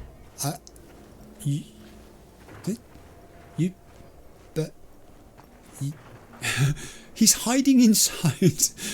False alarm. He's hiding inside a mountain of sand, as far as I can say. That's terrific camouflage. Can I just congratulate you on this? Can I shoot him through the sand? Apparently... Someone shot me! Yeah, you can't shoot me either. Let's shoot each other through the sand. And we're making little marks on the sand, I've noticed. I've got to lure him out if I want him out of there. This is a nuisance.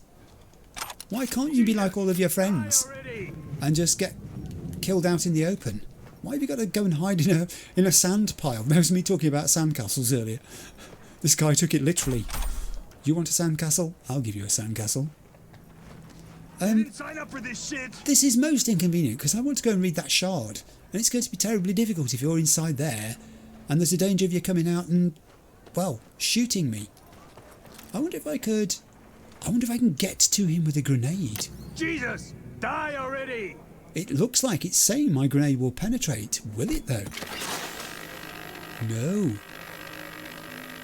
Although it's inside, look. Or is it? No, it bounced on the outside. Didn't sign up for this shit! No, quite. I don't think any of the weapons I've got will reach him. I'll try a Yinglong. Hey, hey, hey. I mean, he knows that I'm shooting and he knows where I am. But he's not coming out, is he? I think he's there for the duration. I don't think I can snipe him either. I'll try. No. I might as well be throwing peas at a drum. Guess they're just bouncing off. Okay. I'll keep a weapon out just in case he decides to change his mind and come out to play. And I'll come over here and read the readable. Let's do this. Net running gear for AO Zarin. Dodger's orders. Airdrop for the Voodoo Boys in Dogtown. Net running gear. The VDBs will grab the container. Contact them when you're near Dogtown.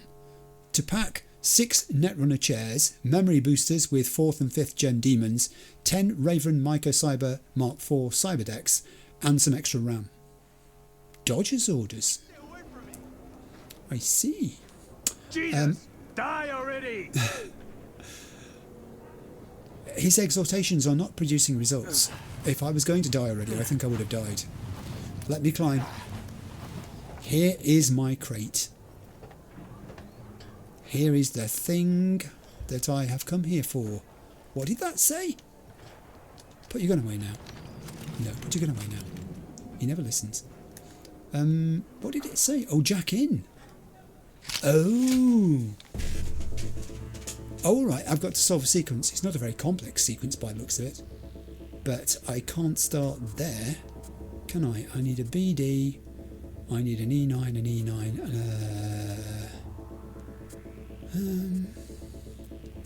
hang on a second. I need a BD. I need a BD. I need an E9 and a 55. Okay, I'm going to go this way. So there's my BD. There's my... there's my BD. E9.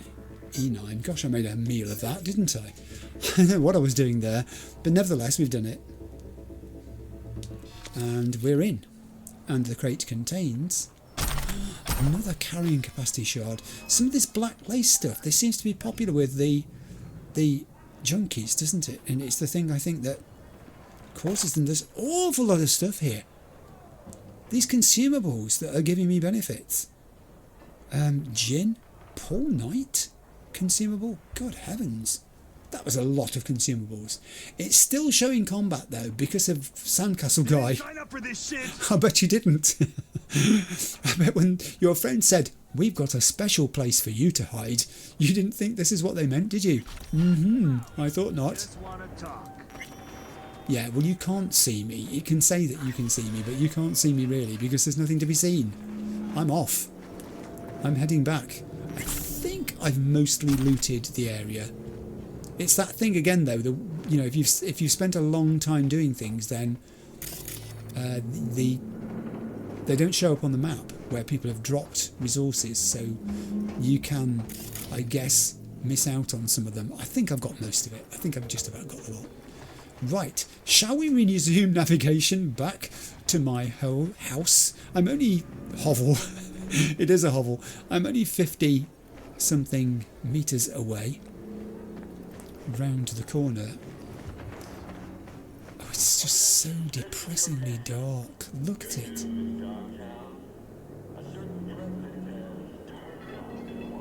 I mean, you just want to look. There's the sunshine. You know, you just want to see some signs of normalcy. But to think that the sun which is shining here is also shining somewhere on Panam, perhaps. I do miss her. Right, I am going to ascend to, kicking cans out of the way, dodging explodable containers. I'm going to ascend to my apartment. Because I haven't been back for a while. Push the button. What are you doing? There we go. Jumping for joy. That's what he was doing. Yes, please, apartments. Take me there. I'm not going down to the ground floor lower level. It's dangerous down there on that lower level. The apartment situation, I don't know. I mean, if the game was to offer me the opportunity of buying another one here, I think I probably would. It would very much depend upon how much they wanted to charge me for it. I wouldn't be expecting to pay a great deal, especially since someone has said that rent around here is ridiculously cheap. The door's open. I don't like it when I come back here and the door's open. It makes me a little bit nervous that someone's been in here, which is entirely possible. And also, I'm not bothered about the Mr. Whitey Mint at the moment, actually, thank you. I've just looted a load of consumables. Medical stuff always, because I think it's just good practice. You play so many games where you have to loot medical equipment and medical resources that to leave them behind in a game where you seemingly don't need them purposefully just seems completely wrong. It's not a habit I ever want to get into. Oh, I can go on the balcony. That's interesting. I will just continue looking around in case there's any I can do a dance. I don't really hear very much music from the radio. I do have the computer which I could use again just to check to see nothing has changed there. It's my good friend Murkman El Capitan Reyes and his advert for, well, I'm already working with you actually, so you don't need to recruit me. I wonder if I get a staff discount. Maybe I do. This generator is running, but there's nobody here to take advantage of it. It seems wasteful of fuel.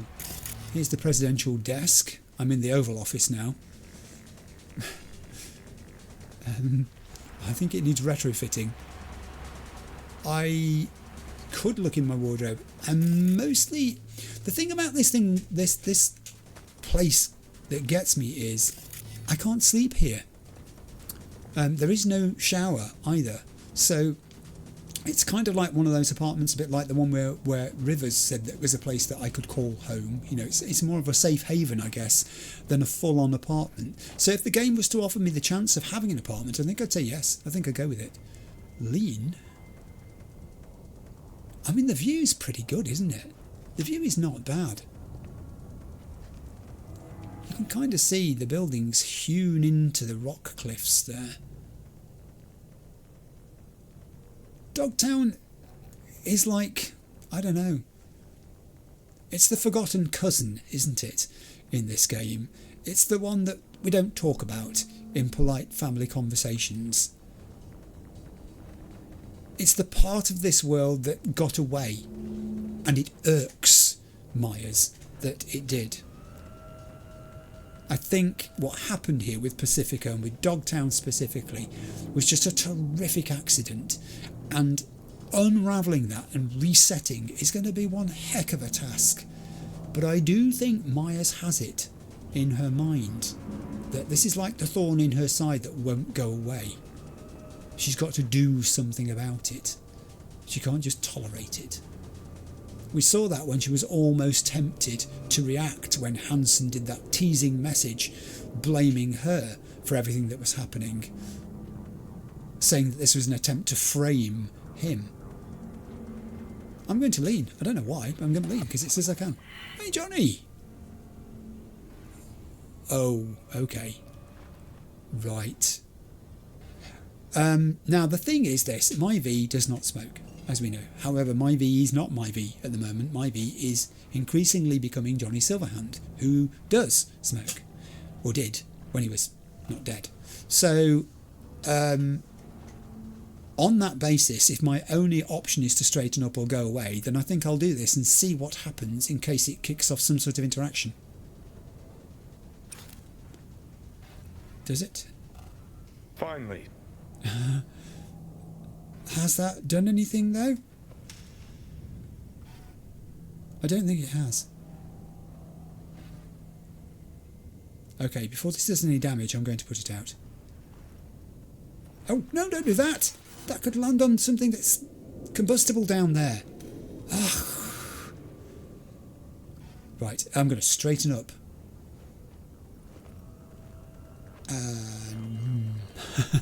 Is Johnny... Is he going to stay there, is he? Oh, he's disappeared.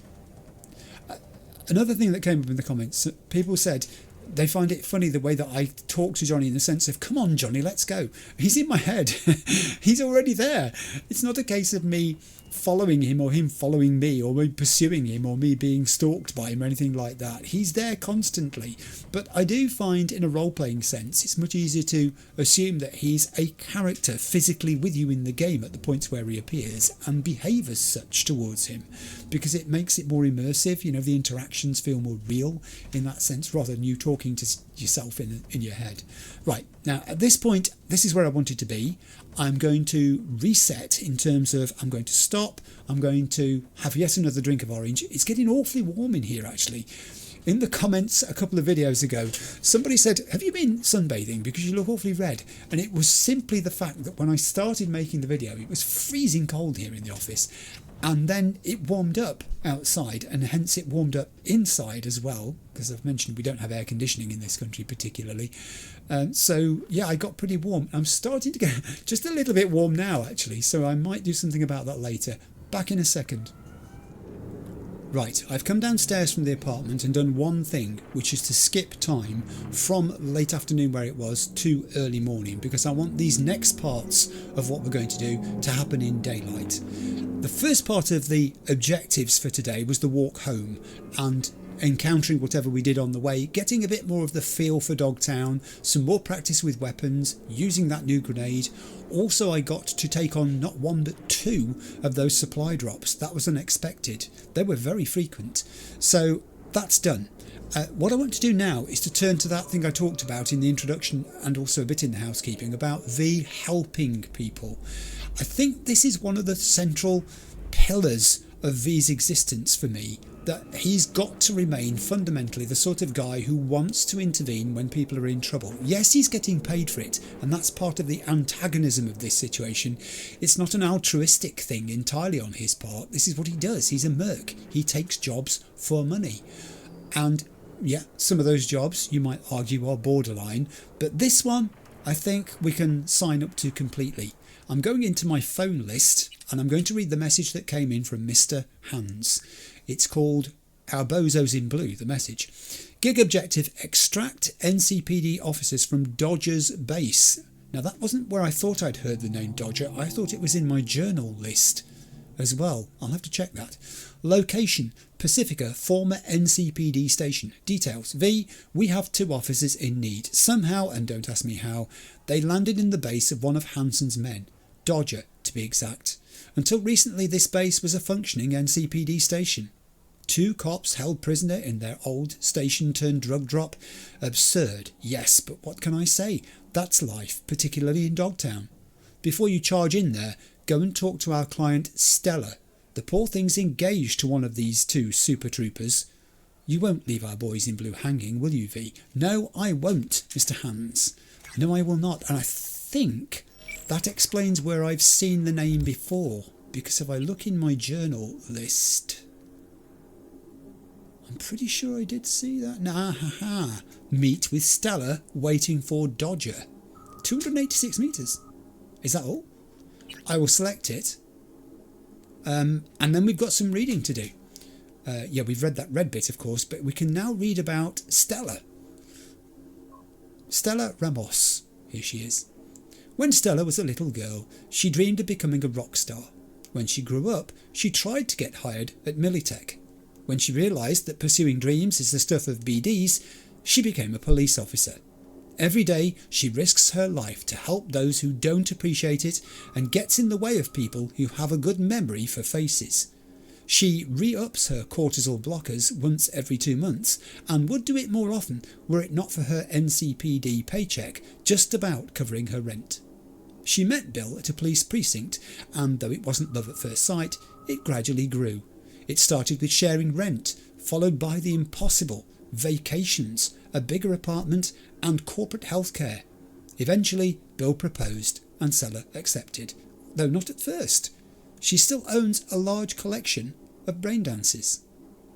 Stella Ramos. I'm glad I read your red text. I'm happy to meet you. And then we have Mr. Hands. When he was still Wade Bleeker, the Petrochem employee, practically everyone knew him. Since scrubbing his identity from existence and adopting the persona of Mr. Hands, Pacifica's resident fixer, that's no longer the case. His appearance and true identity are a closely guarded secret. In his previous life, Wade climbed fairly high up the Petrochem corporate ladder, but after a sudden shake-up in upper management, someone decided blood needed spilling at the altar of corporate efficiency. Unfortunately for Bleeker, he was chosen as its unfortunate sacrificial lamb. He proved cunning enough to survive the initial assassination attempt, but when an official bounty was put on his head, he had no choice but to change his name and face and disappear for good. Mr. Hands is a businessman through and through, cool-headed, calculating and supremely focused on his objective. Precisely what that objective is, however, remains a mystery to all but Mr. Hands himself. Wow, that's an interesting background. Hence he's retreated into anonymity, hence you only see his hands. And his hands too, you know, the cyberware in them. Okay, that's cool. So yeah, we're going to go meet with Stella, which is now on my list. So I'll walk there, I guess. I'm not looking for trouble on this walk, so I won't be randomly throwing grenades into groups of people. I will be picking up things that just seem to have been left. Someone died there. Their body despawned, and they've just... that's their worldly remains, I guess. Oh, it's going to be a beautiful day today. Such a different day to yesterday. Look, blue skies smiling at me. I love it. Let's go. What else can we chat about while we're on the way? Graphics cards. Now this is going to be a thorny issue, I guess, for some people. I've kind of, I don't know, maybe it's my age. I've had a lot of experience of computers, you know, ever since they first started, way back, like in the very early 80s, when I got my hands on what you call a portable computer.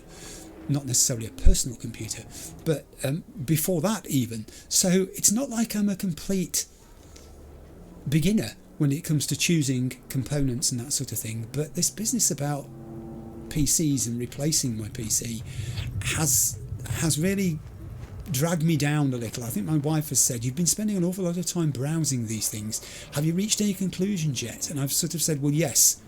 Two conclusions actually. One is I am going to buy a graphics card to put in my existing PC, and then I am also going to, as a longer term aim, think about getting a replacement PC full stop. The thing is, we do use our PC a lot in the house. I'm not the only person who uses it, and were anything to happen to it, although I've got it backed up, it's still a real pain to imagine what it would be like to try to rebuild it and, you know, reinstate it and whatever. So yes, on that basis, I'm thinking in the interim I'm going to get a graphics card for the computer next to me. Oh, excuse me, conversation. From Tube, D-Town, born and raised. Oh, okay. Is that like a badge of honour then? It's a thing you're proud of? Ooh, hang on. You're one of those people who waves knives around to impress people. I don't like that. I just want to say I don't like that. I don't think I am receiving the sound of a transmission I don't... Is it a drop? Another one? Because if it is, I'm not going to go to it. Don't worry. 2 of those is enough for you. I'm sure it's enough for me too in one episode. I want to... Variety is important. Not just for you, but for me as well. Yeah, it is a drop, and it's on my way, and I'm going to ignore it. Also, I'm going to ignore the fact there is a car over there, which I could be collecting and taking off and earning pennies from. I'm sure it will spawn another one. Back to the saga of the graphics card.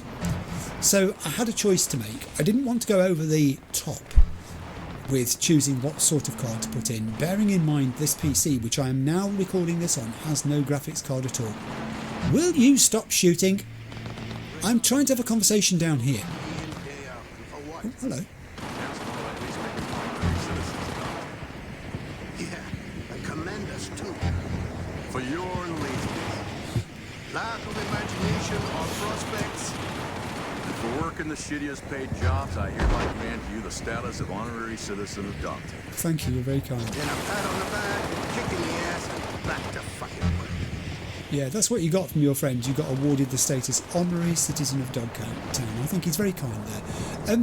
Can I just say, as well, well done for continuing your conversation and not allowing this dystopian gunfire and fighting over resources, which is clearly going on up there. I'm intrigued to know who it is. Can I even scan from down here? Who are you when you're about?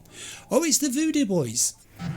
Well, we're not great fans of the Voodoo Boys, but I'm sure we'll be passing this way again. So, for the moment, that drop can stay where it is because I'm going to meet with Stella.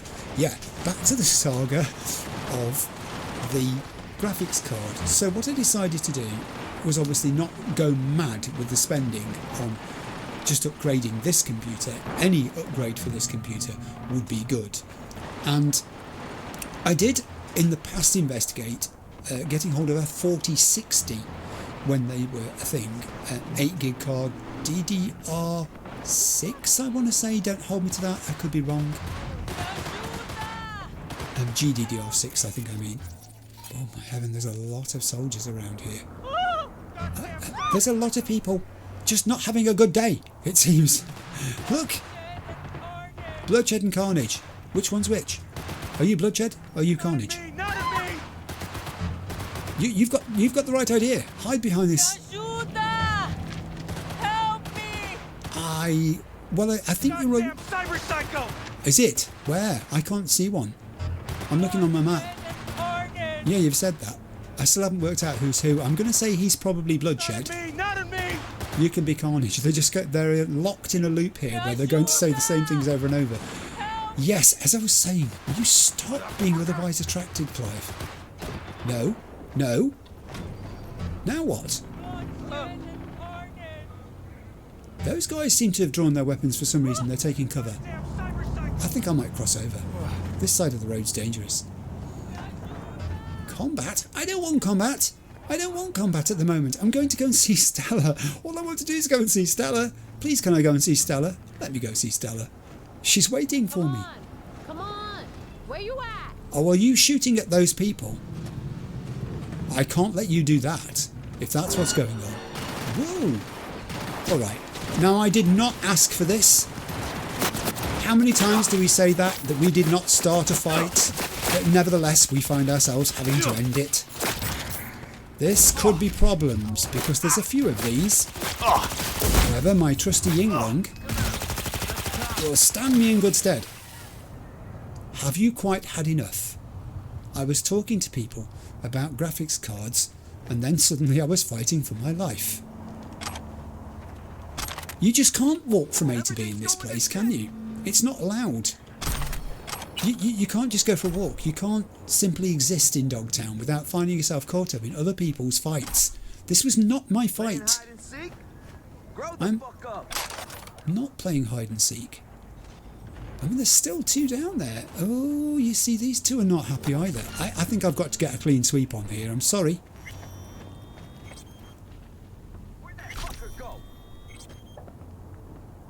I mean, I hear sounds behind me too. I think you 2 can have a grenade because you've just annoyed me. I was trying to concentrate on talking to people. So there you are. Ooh, that was quick. That was very effective. Also, it's quite good at penetrating thick steel by the look of it. Oh, and it does that cute little at the end. It's like when you buy a disappointing firework, isn't it? You know, the picture on the outside looks tremendous and it promises it's going to do this and that and the other. Back in the day when you could have fireworks at home easily, that is. And then here's another one. Excuse me for a second. I will take you out. If you come looking for trouble like that, I will take you out. As I was saying, it does that cute little pff at the end, just like fireworks did sometimes back in the old days. You couldn't tell by how much you'd spent on them how effective they were going to be, or how entertaining as fireworks. That was the curious thing about them. I've got to travel down here. Isn't this taking me through the border then? I think it might be. There's very much going on. Nowhere is safe around here. Anywhere around the entrance to Dogtown isn't good. Get in here than into NC, man. Wouldn't know about that. Night City born and raised. Never left. Dogtown's furthest I've ever been from downtown NC. Wow. But here you are, huh? What happened? Tell us. Life happened. That's what. And now I'm here. Ah, yes. Ugh, you don't have to tell me that. But Dogtown, of all places. There's many ways to separate yourself from the past.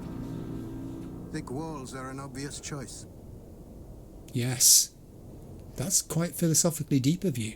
The walls keep the past out, don't they? If the past can't reach you, then it makes it easier to forget about it. Good chat. Glad we had that chat. But I was actually talking about graphics cards, and I'm going to finish that conversation. Before anything else happens, I have intervened there before to help those people, haven't I? It's when I stood on the top of there and made a vehicle go backwards and blew it up, so I'm not going to stop again this time. It's a similar thing going on. I mean, every time I come past here, I could be finding myself having to stop there to do that. Do you know what else I've just realised? I don't think I can go through here if I'm not in a vehicle. Hello? No, I can't knock on the door. Graphics card. So yeah, I looked at a 4060. This was last year before. It may have been now. And got to try it for a while. And for one reason or another, I didn't sort of twig with it. I didn't think at that time it was appropriate. But of course, there's now a new generation, the 5060, which is... I think it's GDDR7. I've done some research into this, as you can tell. So, and I know what people will say, it's only 8 gigs. You know, it's not future-proof from that regard. The thing about future-proofing is, it's age-related, if you don't mind me saying this. The older you get, the closer the future is. Do you see what I'm saying by that? It means rather than looking for what you'll be doing 10 years ahead, you might find yourself looking for what you'll be doing 2 or 3 years ahead. And that is the future. You know, so you tend to live now rather than think about what might happen further down the road from that point of view.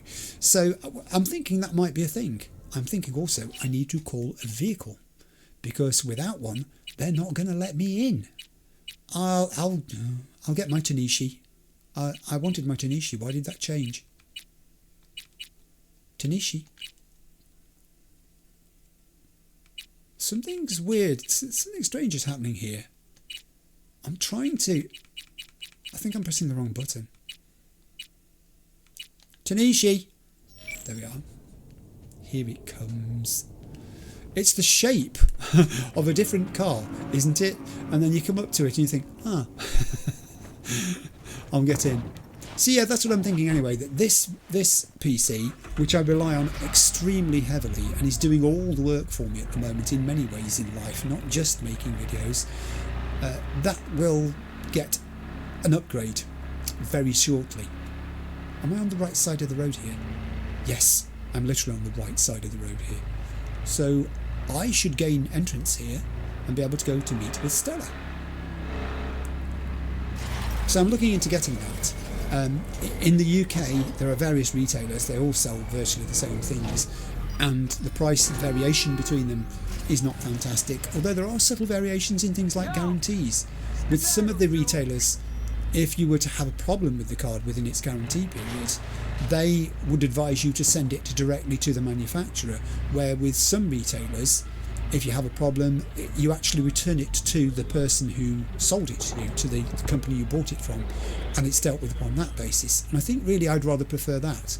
I also think I've just reached my destination, so I need to park up. In the comments section, someone said, 50-something episodes, and it's taken him this long to learn how to park correctly. It's not so much that. It's just that I've generally been busy doing other things when I've been parking, and the carelessness or carefulness with which I've left my vehicle hasn't been a major consideration. So it's ironic in a way that here in Dogtown, where I'm parking the most carefully probably that I ever have, there is no traffic to speak of, so I could be parking without being quite so cautious. Right, let me go find this vehicle, as it turns out to be. Meet with Stella. Before I do, I heard a voice. Did I hear a voice? I thought I heard a voice. Just hang on a minute, I've got to loot a crate. Tier 4 components, don't you know? I will check out the likelihood that this area is dangerous to me in any way. I'm sure I heard a voice. What's going on? Stella says get in. Stella? Stella? Something the matter? That is Stella. I've seen her before. Can't get spotted by Dodger's men. Okay. I don't think this will help if I lie down.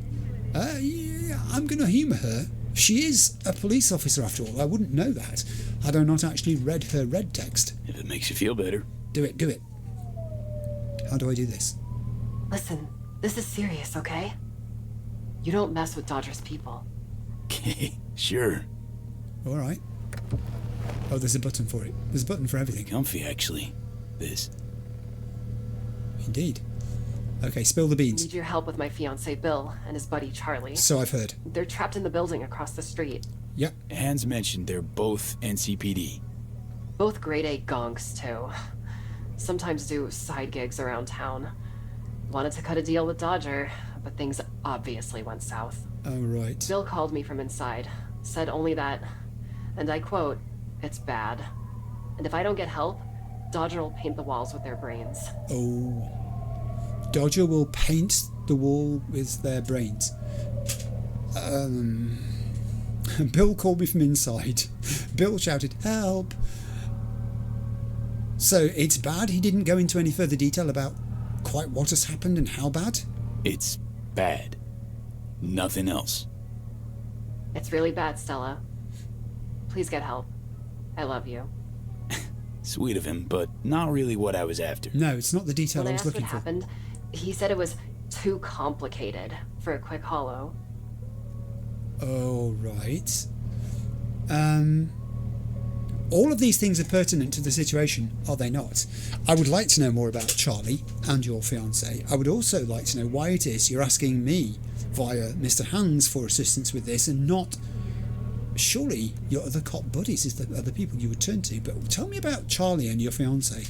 Exactly why have they got themselves in this pickle? So Bill's your fiancé, Charlie's his partner. What else can you tell me about him? Bill's a good guy, but Charlie, he's like the big older brother that gets you into all kinds of shit. Right, now I understand. Okay, so we don't like Charlie. We don't like Charlie. Got that? Look, Night City's turned all of us into who we are, but Charlie, he's a fucking magnet for trouble. Always has been. Okay, so Charlie's a magnet for trouble. We like Bill. So why didn't she go? She must have lots of other buddies who are police officers who would sympathise with her situation and want to help, even if it was slightly dodgy in doing so. Pun intended, dodgy. So you, Bill, and Charlie are all badges with a whole precinct full of badge tunes at your back, but instead you call him Murk. Dodger's not exactly a legit businessman. Can't call dispatch for this. They'll crucify us. Right, so this has got to be done unofficially. So tell me more about this Dodger dude so that I know how I'll recognise him when I see him, and I'll go and get myself put in the line of danger. Why's Dodger got you all shaking at the knees? He's a dealer with close ties to Hansen. Wow. Total psycho, too. Wow. Moved to Dogtown to avoid serious prison time. Wow, wow. Just please try not to wipe Dodger's men. You'll make things go from bad to worse. Take this access card. Dodger took over an abandoned NCPD precinct. Security systems are still up and running, so this should get you in without a hitch. Upsides of last-gen NCPD tech, huh?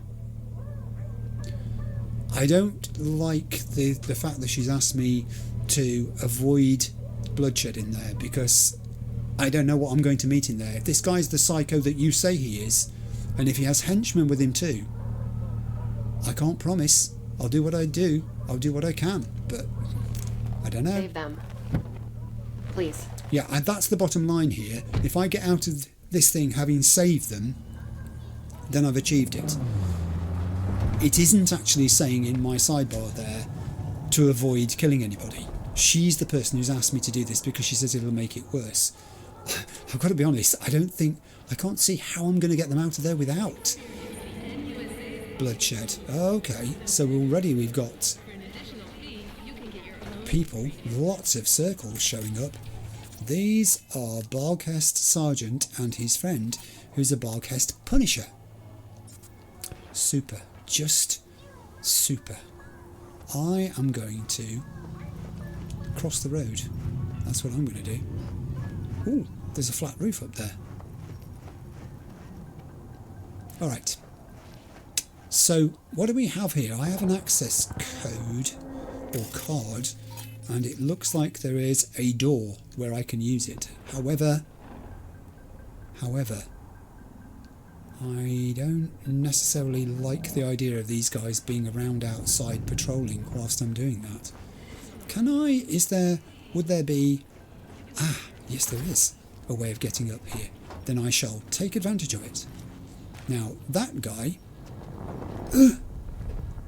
is currently not paying attention to me, so if I was to sneak up from here looking where a vision cone is, I think I can do this. If I hop over there, I do. I think I can do this. Stay low, stay low. Him I can take out. Gone. You are not going to be an issue going forwards. Your friend, however, on the lower level, might be. I think I'm going to... There's two dudes over there saying, hey, can you see what's going down here? Yeah, I see it, he says. It happened last week. It'll happen again. He's out of it too. Your kids are safe. There is no threat. You are worrying too much. That's what dystopias make you do. They make you exaggerate problems. Even though they're severe problems, they make them become insurmountable. Everything is surmountable. We can do this. Together. Well, maybe not with this person because they're not in the game anymore, but you know what I mean. It's the principle of the thing. There is an upstairs. I should go and look at least. I mean, I'm trying to be unobtrusive.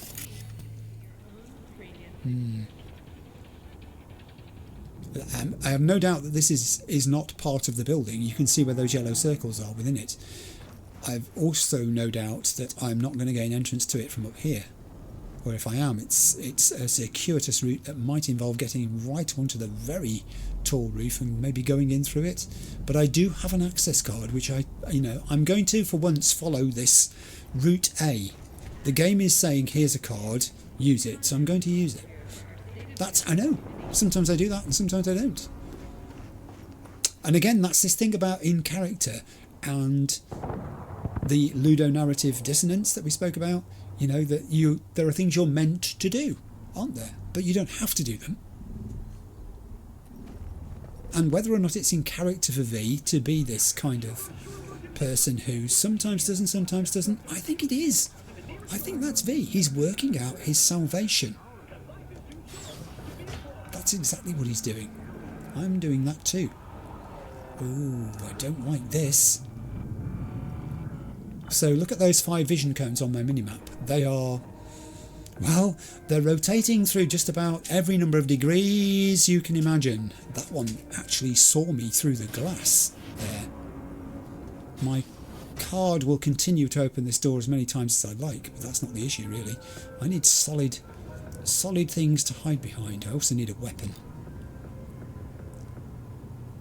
I wonder whether a knife could be useful here. I don't know. Maybe not. Maybe I'm going to give the knife a rest this week. Decision made. If we're going to use anything, it's going to be a plan B. Let's load it. It's an option. Gosh. There's a person up there. I will ping and just retreat while I do so. Let's get where we're not. Okay, so I've got 5. And that tallied, I think, with the number of yellow circles on my minimap.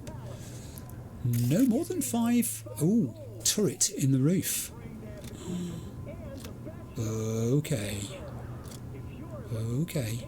So, if we divide this into areas, zones, I've got 3 people in this, what you might call the central zone, and then 1 person or 2 people over that side. Let me do another ping. Pinging is cheap. Yeah, 2. There's 1 there sitting. Far away though. Yeah, okay, okay. So, upon that basis, I can't even see this guy properly. Upon that basis, we shall clear out the central area first. There's another one there too who I've not seen before. Further back. Can I reach this one? Yes. I'm going to have to do this quickly. Going to have to do this quickly. There they go. 3 down. Now, everyone stay calm. I don't know if there's a camera in here. I don't think there is, looking at the minimap and looking at what I can see. Oh, where do I go from here? Stress. Yes, I'd be surprised if there were not bodies. Enemy has been alerted, so that means they could send reinforcements. I could go that way. There is kind of an office type structure there. And I don't think I'd be in great danger if I did, because that guy at the very top of the minimap, can you see there, isn't moving, and the guy on the right of the minimap seems to have a narrow patrol area which he's staying within, and he's facing the wrong way anyway. Upon that basis, I think I will shuffle over here. Scanning the coffee machine as I go. Hello. Never say no to some components and a tyre iron. Everyone seems to have a tyre iron in this game. That's a difficult word to say. 2 words together. Tyre iron. It's because one ends with the same sort of sound that the other one starts with. Alright. Yeah, I think, you see, he's behind a wall, so I guess I'm alright using this here computer. I think I am. Is there anything else of use in this office before I do that? Bodies I can loot later. Now that guy and that guy, moreover, are well below where I'm standing. So that's like 2 levels of basement there at least. That's interesting. Okay. I don't have a location yet for Bill and Charles. I'll use this computer. We have 3 messages. Jesse Turner from Dodger to 28 users. Here's the deal. Need to find the dumb who swiped my powder. Dumb name is Jesse Turner. Some of you maybe remember him as one of our runners back in the day. Took off to NC with my white girl, so ask your city tunes if they seen him round. Whoever finds the rash boy will be rewarded. Dodger doesn't believe in using capital letters. Scav Shard from Andrew Spence to Mark Moon. Yo, scored a supposedly uncrackable shard from the Scavs. Want to take a shot at it? Belong to some Zetatech corpo, name Hassan or some... See what's on there, Choom. Interesting. And then we have... Oh, this is from the old days of when this was an NCPD place. Pacifica Precinct restructuring. NCPD Deputy Commissioner Claudia Feldman to NCPD Pacifica. To all NCPD Pacifica staff. Effective October 17, 2072, the NCPD Pacifica Precinct is hereby disbanded and the contracts of all officers working therein are terminated. We suggest you leave the precinct in civilian attire in view of strong anti-police sentiments in the area. We have also received reports of planned riots in Pacifica, including a potential attack on the precinct itself, which is why we advise you to leave the building ASAP. The decision to disband the precinct has the full backing of Mayor Lucius Rhine. Respectfully, Claudia Feldman, NCPD Deputy Commissioner. That was how the end came for this place. Oof. With rising unrest. And it sounds like they were looking to get out in one piece. Okay, right. Now, I need to get on the trail of the remaining people up here because I do not want them causing me issues. How do I achieve this? Can I... I'm not sure if I can actually go up there and loot. I'm a little bit nervous of the fact that the enemies were alerted. Also that this thing seems to be having a mind of its own. Is there something in there that wants to get out? Is there something, you know, that could do me harm? I'm not sure. Let's go around this corner. There's a door here. I don't know. Is that my only option, opening that door? Can I not go a different way? Can't go that way. How about down here? No. Sometimes aha works. Have you noticed? Sometimes aha really lets you down. Just when you need a good one, you don't get it. I am still thinking that there ought to be cameras in here, and yet I'm not seeing them. That thing's moving around all by itself over there. It's quite spooky. Shotgun ammo. And is it going to be shotgun ammo again? No, handgun ammo. Good. And a crate with clear view. Good. I know there are bodies up there. I still have not found a camera. I am in two minds about this door. Can I even open this door?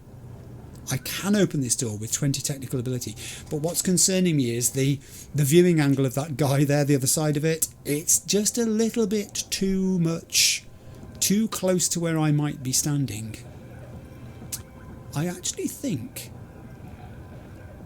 there's literally stuff moving around here by itself. This place is haunted. I swear.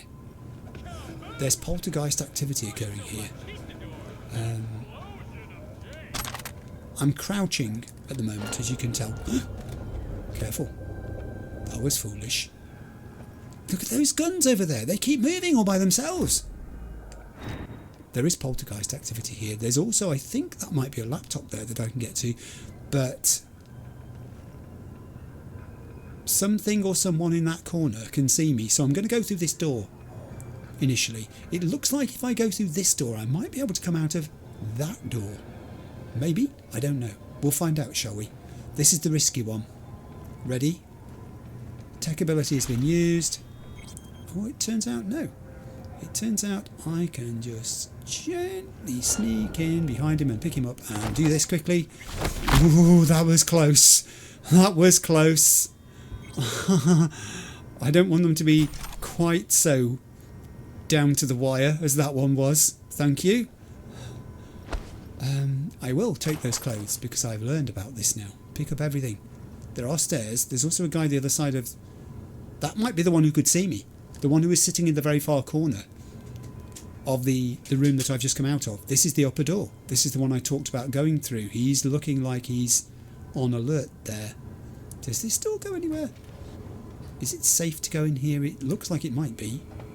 I don't see any yellow circles. I do see an access point there. Oh God, blinding. Oh, okay. I mean, that's just an outside door. So I'll close that because it's hurting my eyes. I will do this access port. I'll have a look at it and I'll be back with you in a second. Right, this one I think I'm going to do bottom to top. So we'll go. I'm just trying to work out if I've got this right. Hang on a second. 55. E9, 7. Yeah, I think we can do it. 7A. 7A. I need a 55. I'll go here. I need an FF and a 7A, FF and a 7A. I need an E9 and a 7A. There we go. A little bit circuitous that one, but we got there in the end. Good, that's done. Nice. And of course 2 tier 5 quick act components.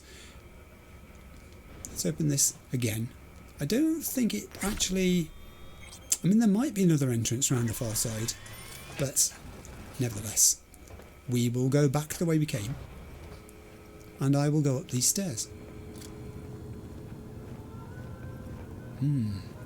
Where is this when it's about? I can open this door, and I think this guy is going to be completely oblivious to me right up until when he's not alive anymore. Right. We're making progress. I'm well aware that Stella said, don't kill anybody, you know, it will only make matters worse. Stella, you're not here. I'm here, right? Okay? This is me dealing with it my way. The objective is to find Bill and Charles and rescue them. I think Dodger's going to be annoyed anyway. Whether I end up having to encounter him, kill all his men and him, I don't know. Even if I just stealthed my way out, I think he'd be annoyed if I was able to rescue them. I can't quite get to the weapon there because of the way that person has landed, and I'm not going to worry about it just for this moment. I am going to attempt to open this door. Quickly step sideways. And I'm going to reappear here and take him out before he can do anything about the fact he just saw me. Alright, now I think, although I am squatting down because it just seems to be the thing to do, I can loot this room without too much fear of being interrupted whilst I do so. Ah, now this answers my question then about how I get to the lower level. We are progressing. I think I can stand up. Oddly, it's still got police department decals and signage. It feels really weird. They left in a big hurry, didn't they? I'm guessing. There wasn't either time nor the motivation to pack. They just left. They knew they weren't coming back, and I just spotted a readable. I have just spotted a readable next to that laptop that I said I was going to come and use. Let me take this, but more importantly, let me read this. Pick it up, you don't want to shoot it. Okay, I'm going to read it.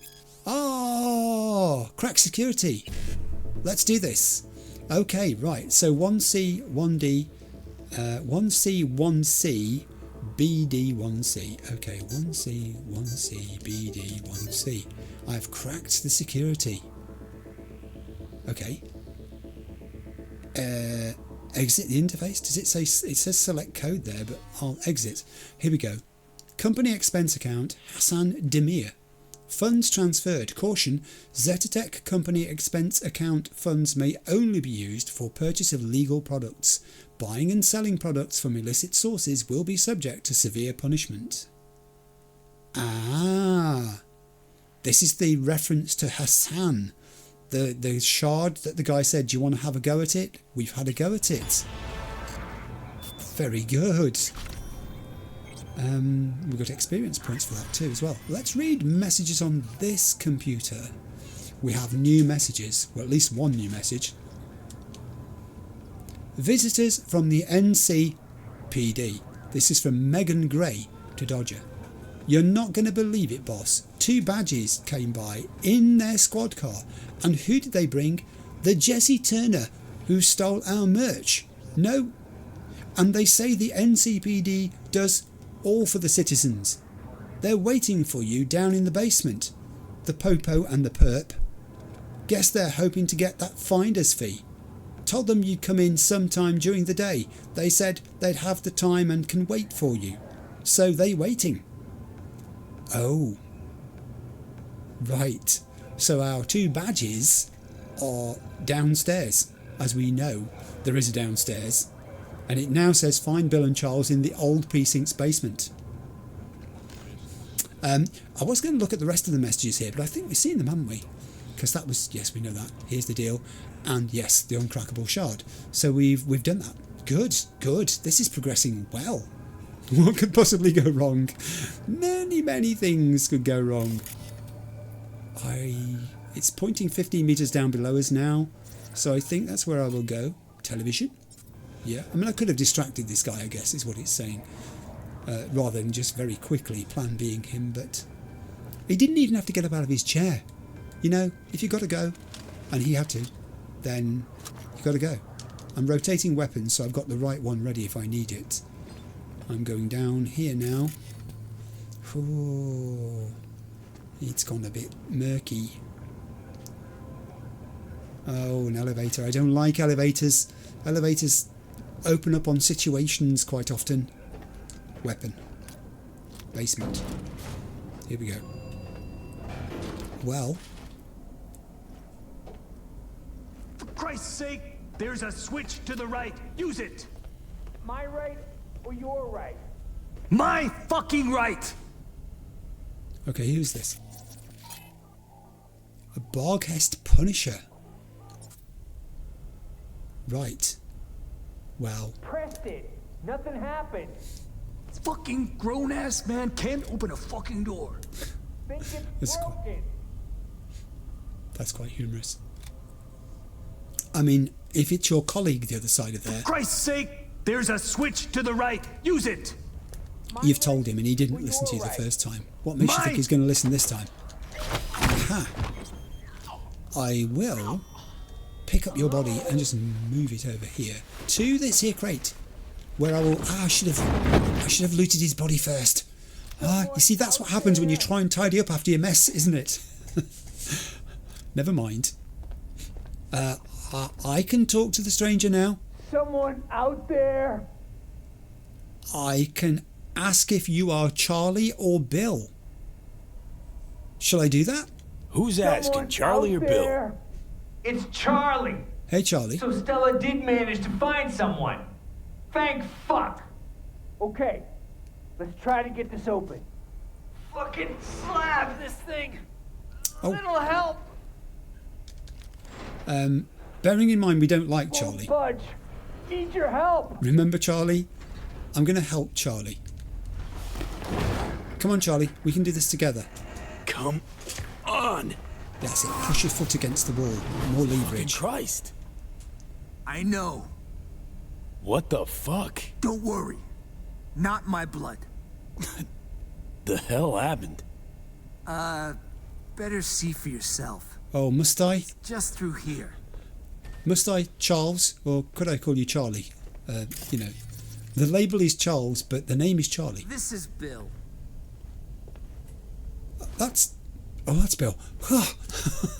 Hi. I thought Bill was dead for a minute. Okay. Yeah, this is bad. This is bad. Also, can I just say, I'm still getting red outlines of enemy troops here at lower levels, so that's not great either. Who was, you mean, this? Who's your friend? Who, me? Just told you, I'm Bill. Thanks, Bill. Got that.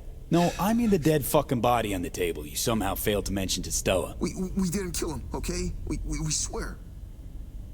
I'm gonna go, sure. Let's see. 2 blood-soaked dudes locked in a room with a gutted corpse. Yeah, real puzzler. Better take ages for a detective to unravel this one. Go on. Tell him about your genius idea. My idea? You're the one who set up the deal with was Dodger. rock fucking solid. If only you didn't leave a bag of drugs in front of a junkie. How was I supposed to know he'd swallow it? Oh, gosh. I mean, I can pursue this because now I'm interested. Interesting they're blaming each other, isn't it? And Stella said Charlie's the one who leads Bill into stray, stupid situations where he shouldn't be, and, you know, there are always going to be consequences. Unwise decisions are made. What? I mean, this is obviously something to do with the deal they were doing, isn't it? You say drugs? Oh, you go! No, Look. you! Look! I swear to fucking God. Went like this. Choom over here clips Dodger's shit. hightails it to NC. We catch wind Dodgers put out a bounty to bag him. Bring back his nose candy. Bump right into him during a routine stop. Ugh. Dumb fucking luck. Choom was carrying 7 ounces of sin coke. So we cuffed him. Took him here. I'm going to say fine police work. Exemplary police work. Truly. That was awful, guys. So we're here, waiting on Dodger, when Bill plops the baggie on the table like it's nothing. All of a sudden, this gonk turd yells, "Fuck you, pigs," and stuffs the bag in his mouth. Could have had a food tube implant. Like a deep, wide throat. Yeah, like the one your mom's got. Fuck you even talking about, Bill? I mean, guys, could you must have encountered things like this before. Could you not get it back? Couldn't get him to just spit it out? We tried to make a fuck. Poke a fucking hole in his neck. No dice. Bag must have broke because he got all foamy at the mouth. Started spazzing out and then just croaked. That's when we started to panic. This fool gulped tens of thousands worth of eddies. What the fuck else are we supposed to do? Oh, guys, really, this is a situation of your own making. Stella was right about you. She was. Yeah, I'm going to say that. I'm going to say Stella. If you see Stella, and then you see these two, and you know, Bill, admittedly, isn't looking his best just at this moment. The blood doesn't help. But would you really put these two together on the basis of behaviour and attitude from what we've just heard? Stella was right. You two are bona fide jackasses. We panicked, all right? Shit happens. It's all gone. Dissolved. And now Dodger's gonna end us. So you bring him the thief who swiped his dope. Only now there's no thief. Or dope. Yeah. It's about the gist of it. You gotta help us get out of here.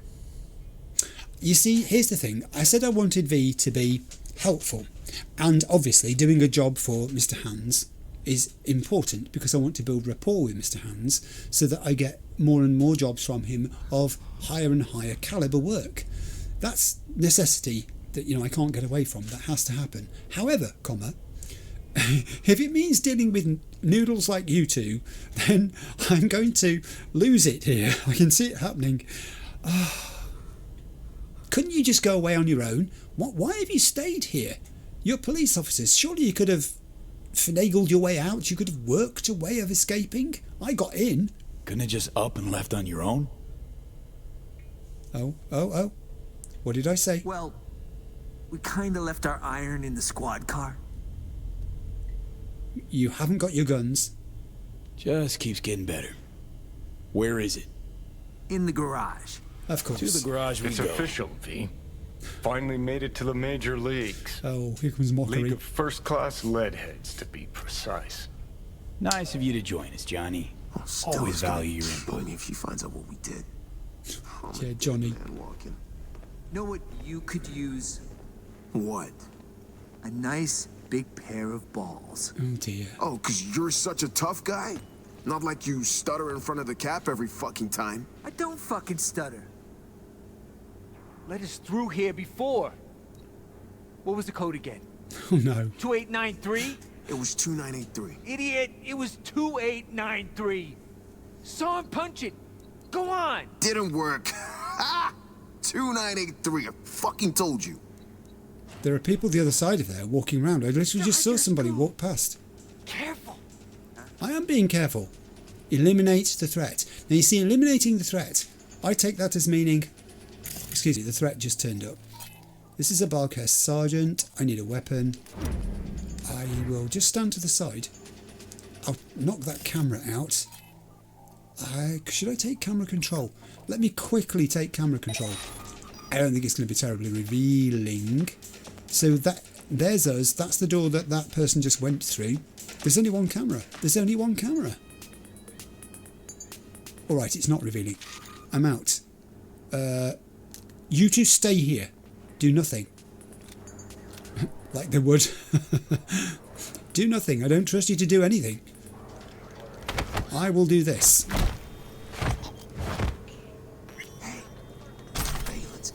I've turned the surveillance cam off. Or at least I thought I had. Yeah, I'll turn it off now. I took control, I didn't turn it off. Now it's off. Hey, no killing, all right? Got enough problems as it is. I'm sorry? You're telling me what? I'm speechless. Shit, another door. Sealed tight. Again? Good. Come on, guys. Hey, this wasn't us, okay? Gotta be a switch around here somewhere. Dodger will drown us in eddies, Bill. The plan is foolproof, Bill. Trust me, I know what I'm saying, Bill. Shut up, Bill. So what if it's fucking Pacifica? What? Too pussy to set foot there, Bill? Afraid of earning some serious scratch? Says the asshole who couldn't keep a bag in his fucking pocket. I'm just going to say, and don't take this personally, either of you, that I think maybe you could possibly look for other people for each of you to work with. I'm not sure you're compatible. I'm not sure, your profile, if you ever filled one in and then matched you up, got it right on this occasion. Normally it probably does. This time, not so sure. I'm just saying, find a way to open the door. Right, I shall. I was too engrossed listening to these two chatting away to themselves. There's an awful lot of electronic equipment in these rooms. And yes, I did see the laptop over there, which I'm not sure whether I can interrogate or not. I can. Let me use it. Messages 1. Oh, door problem. From Bree Gray to Ali Morgan. Garage doors busted. Something short circuits when you power it up. Mark claims it's the wiring, but who that knows what the problem really is. So you got to rewire it every time, otherwise the fuse blows and the entire building goes dark. Maintenance. You need maintenance. The net here is just the internet net, so that's not helpful to our team. I am going to go back to the other room where the cables were, because it's showing up as a search area and there is indeed something on the wall. I could ask this guy, but no, maybe not. Yeah, there's something there on the wall which said what? Distribution box, but wasn't there something? Oh yeah, I have another access point. So let me do this first. I will take a look at it back in a moment or two. Now this one I think I'm going to do top to bottom. So let's see how this goes. 55 1C, then I need an FF and a 55. Then I'm going to waste one. Then I'm going to do 1C, 1CBD. There we go. We're in. And of course, right at the bottom of the list we get 2 tier 5 quick hack components. I've still got my gun drawn here and I don't really know why. So the thing it looks like I've got to interact with is this. Do I see some resources? I do. Tier 2, tier 1. I think that might be it for this room in terms of resources. Still got bad guys showing up in places, I think. Let's override this, which presumably will do the door. And indeed it has. We've opened the door. Return to Bill and Charles. It's alphabetical. It's not suggesting that Bill is the senior of the two. Honestly, Stella, what did you see in this guy? Okay, the door's open. And things as a result. What is Charles doing? He's just falling about there. Are you unable to stay on your feet? We do still have bad guys in here. Shit. Oh, and he has tripped over something. That's what he's done. They're coming. Do something. I am thinking about doing something. Just hold on.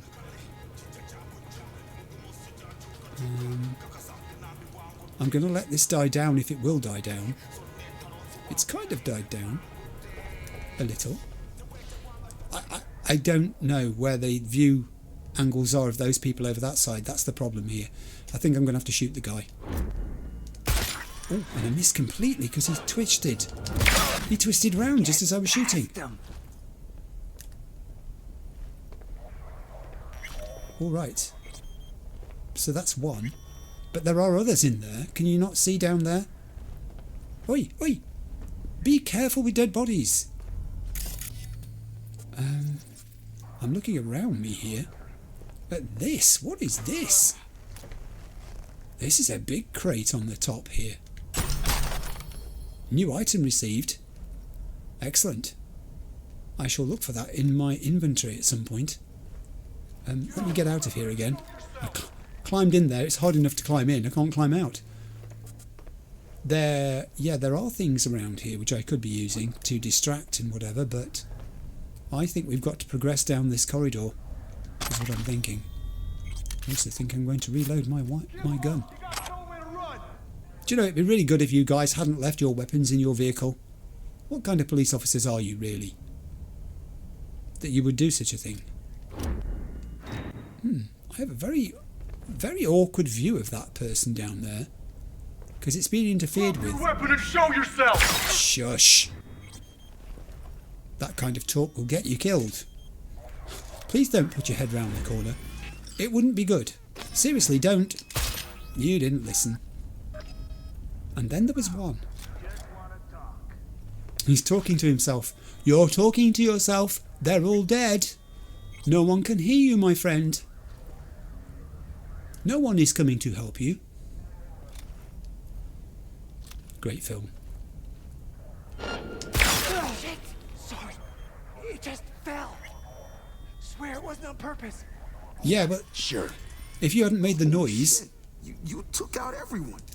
I'm so fucking done with this shit. As soon as this is over, I'm gonna retire and open me up a Scott Dog stand. Serious scratch to be made in wieners. Oh, screw you, Charlie. Screw you. Come on. Let's get the hell out of here. Now, I followed them there because I wanted to hear the conversation, obviously, and it says enter the garage, but I will go back and just do that bit of looting that was there. It wasn't possible to do both at the same time, and it's worth having. You know, you never know when you might want those Eurodollars, or that guillotine that's been left lying on the floor, or indeed this broken Kyubi. There's another one here too. Right, and there's a room here, which I guess we can't loot. It looks like the shower room, the locker room. Or it was when this was an NCPD police station. I don't know what it is going to be now. Who knows? Dodger probably has plans for it of sorts. Is that just food on the floor? Sometimes these items of food do look like little rolled up amounts of money on the floor too, don't they? I don't think I've encountered any of that in this episode. It's a shame.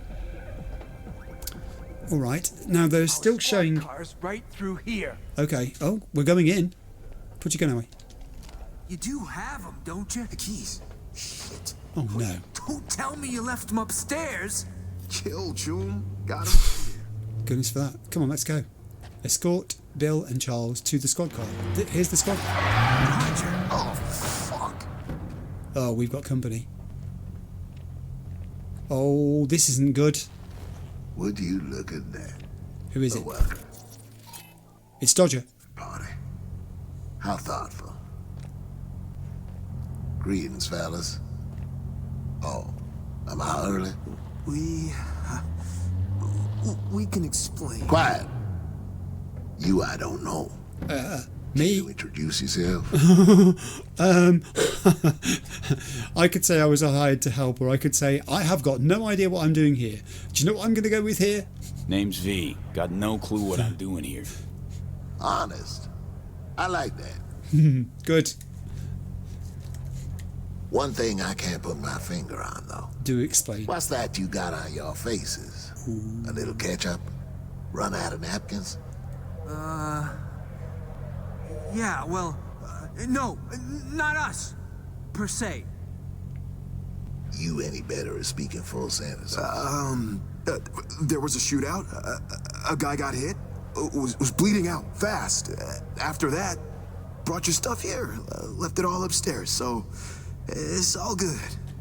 Another smooth talker. All right. Third time's a charm. Is he spinning yarns? I'm going to say he's telling the truth. It's all true. Happened exactly as Bill said. That's unfortunate. See, I really don't like being made a fool of. Boys, His guys were still there. I was about to say I could see his guys there. Let's just pile in here. And I'm going to do one of my grenades. Grenade! Take over! Absolutely. It's too late for him to take cover. It's too late for you too. Whoa, look at the peppering it gave the door. Dodger is dead. Hello, police. I quite like that. Hello, police. Where have they gone? Where are you? You okay? Hey, we're the badges when you need them. Yeah. Yeah, right behind you. Is it over? Yup, nothing left but hop in your ride, flee the scene. Sure you can manage that much. Thanks. So we going or what? Yeah. Hey, thanks again. I'm fully expecting them to argue about this. I'll radio us in. Tell them we're back. Wait, I'll get Stella on Hollow first. He's calling Stella to tell her what happened. We've completed the gig, waiting for Dodger. Yeah. Oh, Mr. Hans is on the phone.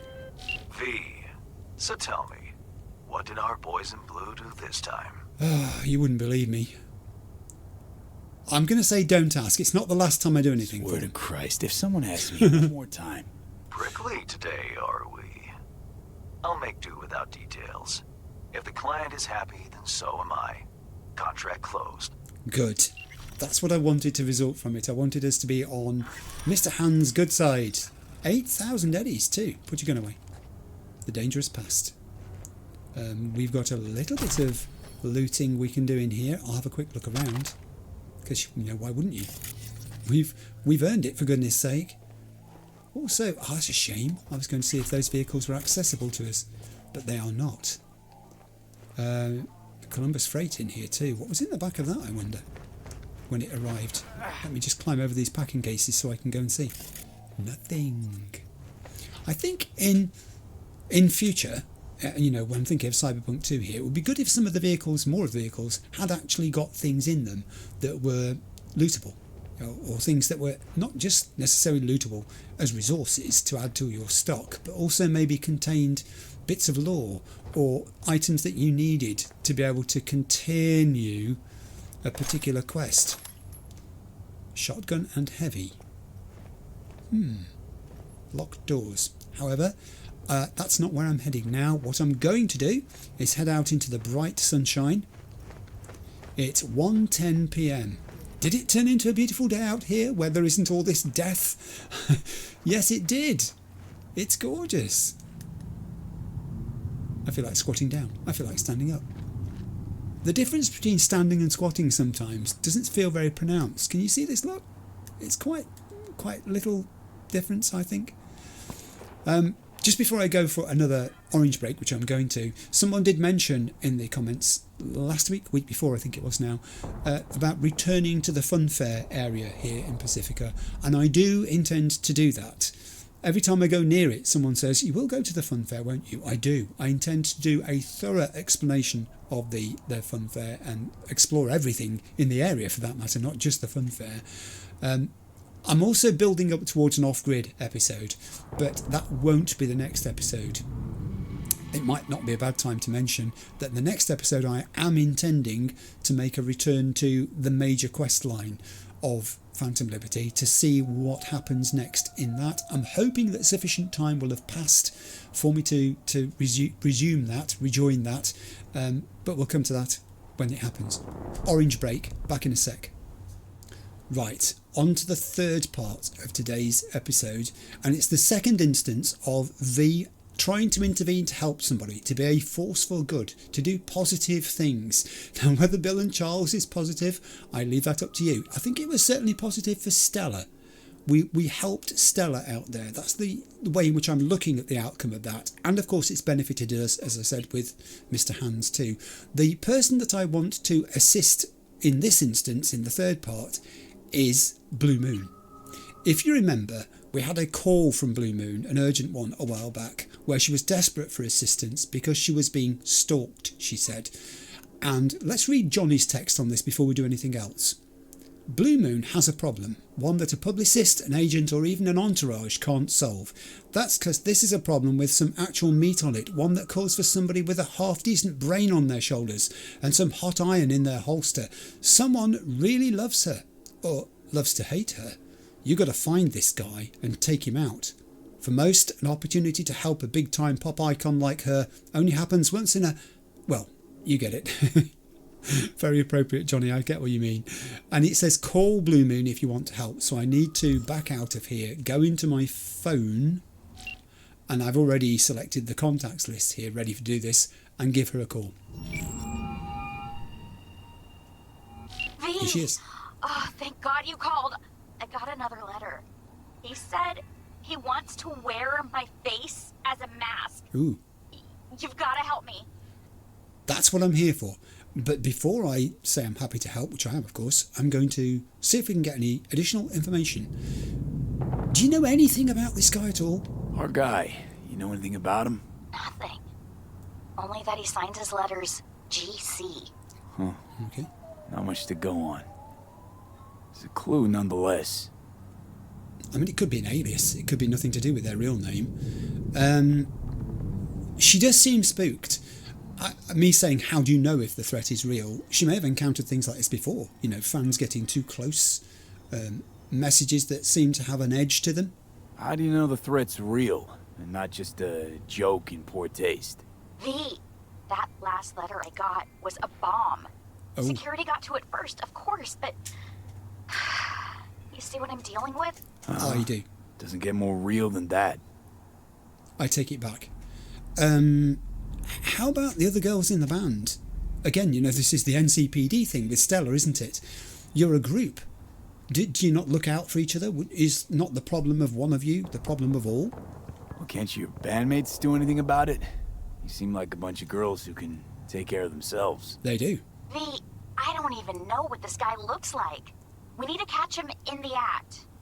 Like, quietly. As for us, you said it yourself. The whole city knows our faces. Yes. It's interesting too, again, someone in the comments mentioned this, how the accent of these girls is different when they're performing and when they're just talking as they are now, normally, to someone. I do see the issue here, but what was this business about catching them in the act? I'm happy to help. Happy to help out. Whew, Carrie was right. You're like super chill. Thank you. So, I've got a plan. I'll go for a little stroll by Kabuki Roundabout while you hang back. Watch out for any signs of trouble. You catch something suspicious, like if you see the guy, and you're 100% sure it's him. I'll know what to do. No, wait. We're not killing anyone here. That would be bad for the band's, like, PR and stuff. All we want to do is teach him a lesson. Alright, whatever. You make the rules. Awesome! So, just go to Kabuki, sit on the bench, and wait for me. I'll come to you. Go to Kabuki, sit on a bench, wait for you. I mean, come on. This sounds terribly dangerous. You're going to be live bait for this guy? I'm going to need to get to a road. And I'm going to need to get a vehicle. No, not that vehicle. Which is driven off. That's fine. Yeah, I'm not doing any car-related quests just at the moment. I don't think I want a Delamain cab for this. I think... I mentioned to Murkman. I think it's time the Murkmobile made an appearance. He may not be wearing shining armour, he may not be a knight. Nevertheless, this is where we're going to go. Now I need to just go into my journal list probably now and select the gig I'm thinking. Is this what I do? I've done it. So that's done. And do I now have the destination on my map. It's a long way away, 4.3 kilometres. Oh, maybe we can talk about graphics cards and things without being interrupted on the way. So yeah, I had a lot of choice there, you know, looking around. What do you do when your PC starts to, you know, you begin to become aware of its inadequacies, let's put it that way, where it's taking a long time. And I googled how long it should be taking me to do things like rendering videos and whatever, and it's taking a lot of time. if you do make a small alteration to something, you know, you really don't want to find yourself having to wait an hour and a half before you can see whether it has fixed what it was that you were trying to fix each time you do it, because obviously you can do other things in between. But I don't like leaving the computer on when I leave the house, particularly for any reason. We try never to do that. So I also don't like rendering things overnight either. I know some people do this, but it's all about personal choice, isn't it? Plus, and I've always had the hankering, as I've said, to be able to play more PC games. It would be nice to be able to do that. I'm not terribly worried about playing at the very highest resolutions, 4K and all that. And I have to be aware of the cost of these things too. Look at me driving and talking at the same time. I'm not driving very fast, I have to say. I'm doing like 40 miles an hour, but I am going down the middle of the road here past a police car. That was very dangerous. So yeah, I've got to keep an eye on the cost of these things, obviously, because life's expensive, as we all know. But prices don't seem to be getting any better. So from that point of view, I think sooner rather than later now, maybe even later this week, I'll push the button and try to pick up a card. And we'll see. I have looked into the specifications of the 5060 card in terms of what it can do for me with rendering video, and maybe even actually involve a change of the editing suite that I'm using currently. I am using Shotcut to do most of my editing. I've gone through a number of non-linear video editors over the years. I started out with one called Kden Live, which was a Linux, at the time, only Linux editor. I think later there was a Windows version that came out for it too, but by that time I'd actually stopped using it.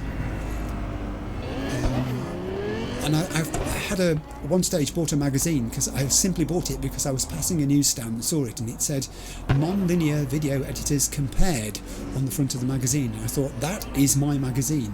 It was just at the time when I was trying to decide if there was anything better than the one I was using, and it had something like reviews of, I think there were 8, and most of them were free as well. This is mostly Linux products we're talking about here.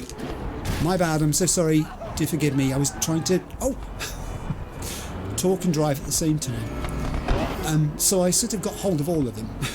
And over the space of about, it must have taken me a month to do it, I tested the same piece of footage and tried editing it in the different editors. The result of all of that was I went straight back to the one I'd been using in the first place.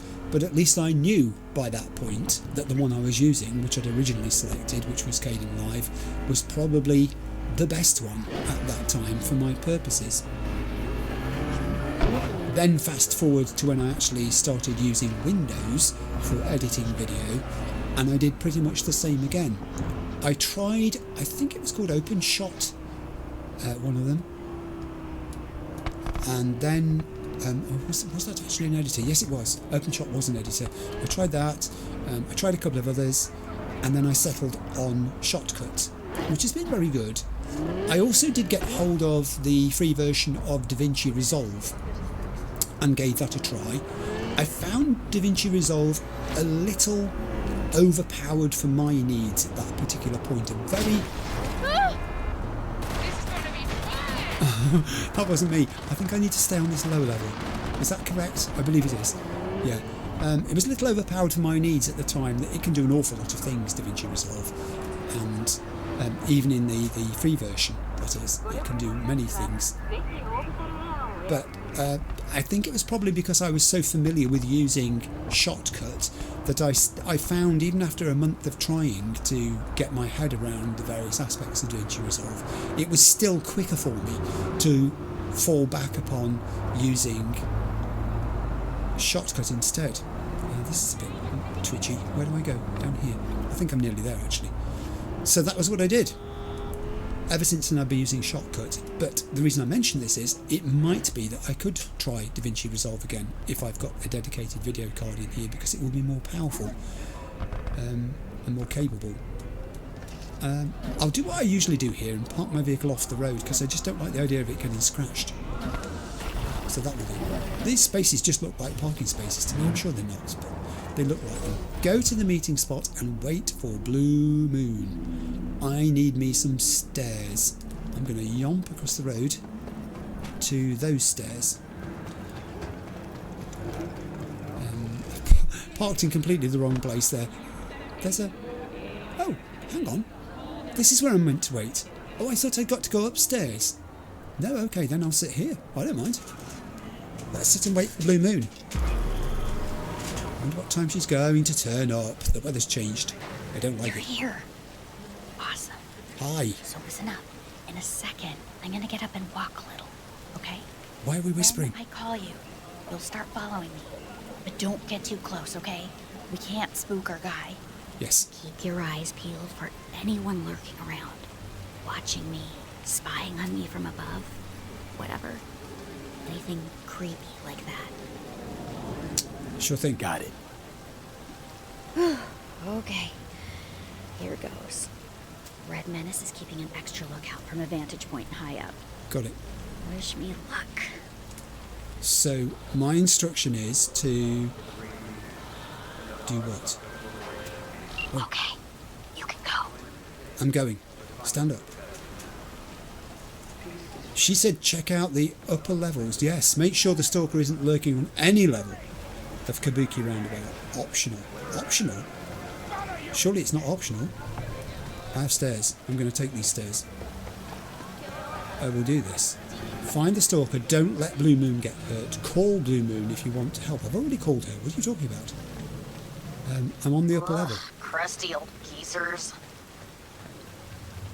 Okay, these comms are very helpful. I probably ought to be scanning here, but I don't know what I'm looking for. Do I go? Hang on, I have a yellow circle. Whoa, hang on. I have a yellow circle. Is this my bad guy? NC resident. No affiliation. Wanted for attempted murder, slander against the corporation, second-degree murder. Okay. Abilities, frag grenades. What are you doing here? What are you doing here? Admiring the view. Until you showed. Yeah, perfect. I'm watching the progress of, I think, is Blue Moon down there. He's taking pictures. He's taking video? I could draw my weapon. What's going on? I'll rephrase the question, and you rephrase the fucking answer. What are the pictures for? I don't know, for like, Eddies to sell? That girl there's Blue Moon. From us cracks. Okay, that's what he's doing. Hang on, you. Oh. Take pictures of her often? Yeah, why? That against the law? Don't go away. Anyone hang around her too much? Try to think. Why would I spill that? Because I asked you to. Because if some psycho decides to off Blue Moon, you won't have anyone to snap stills of. Good point. Girl in green, over there. See her in every single frame. What girl in green? Ain't it? Mm-hmm. Hilarious. Green cloud?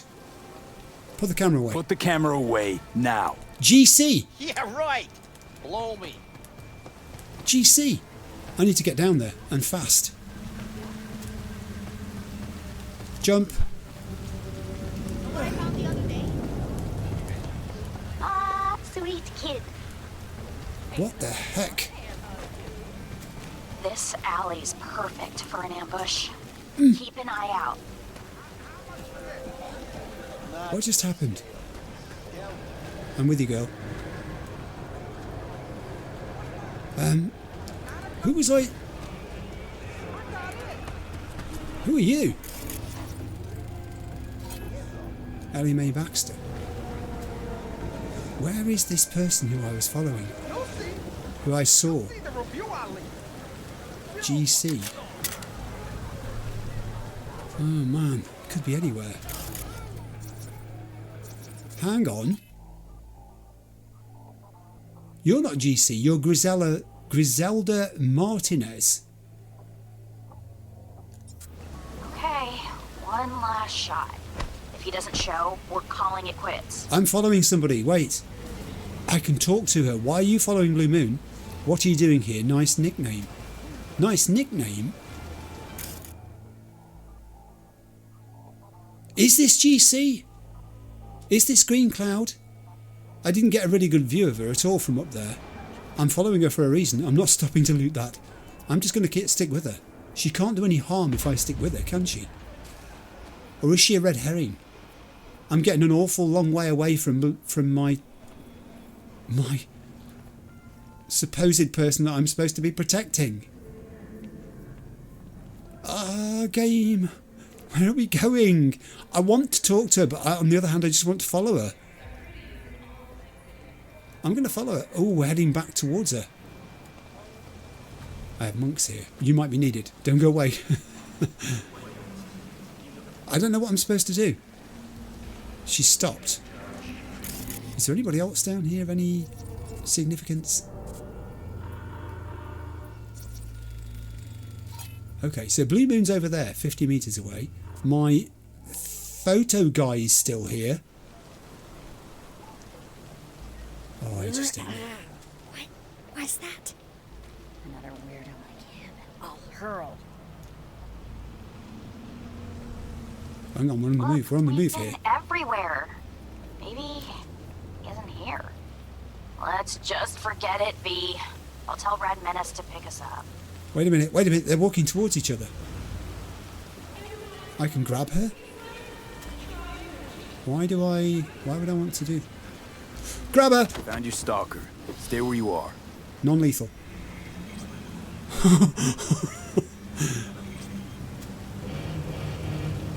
She's out. Oh, take all. Blue Moon, I've got her. Did you say her? Huh. Well, there's a twist. I'm heading there right now. You are. You're right in front of me, for goodness sake. She's here. Disturbing diary. It's a readable. Let's read this. Notes. 8:47 a.m. BD got out of bed. 8:52 a.m. BD in bathroom.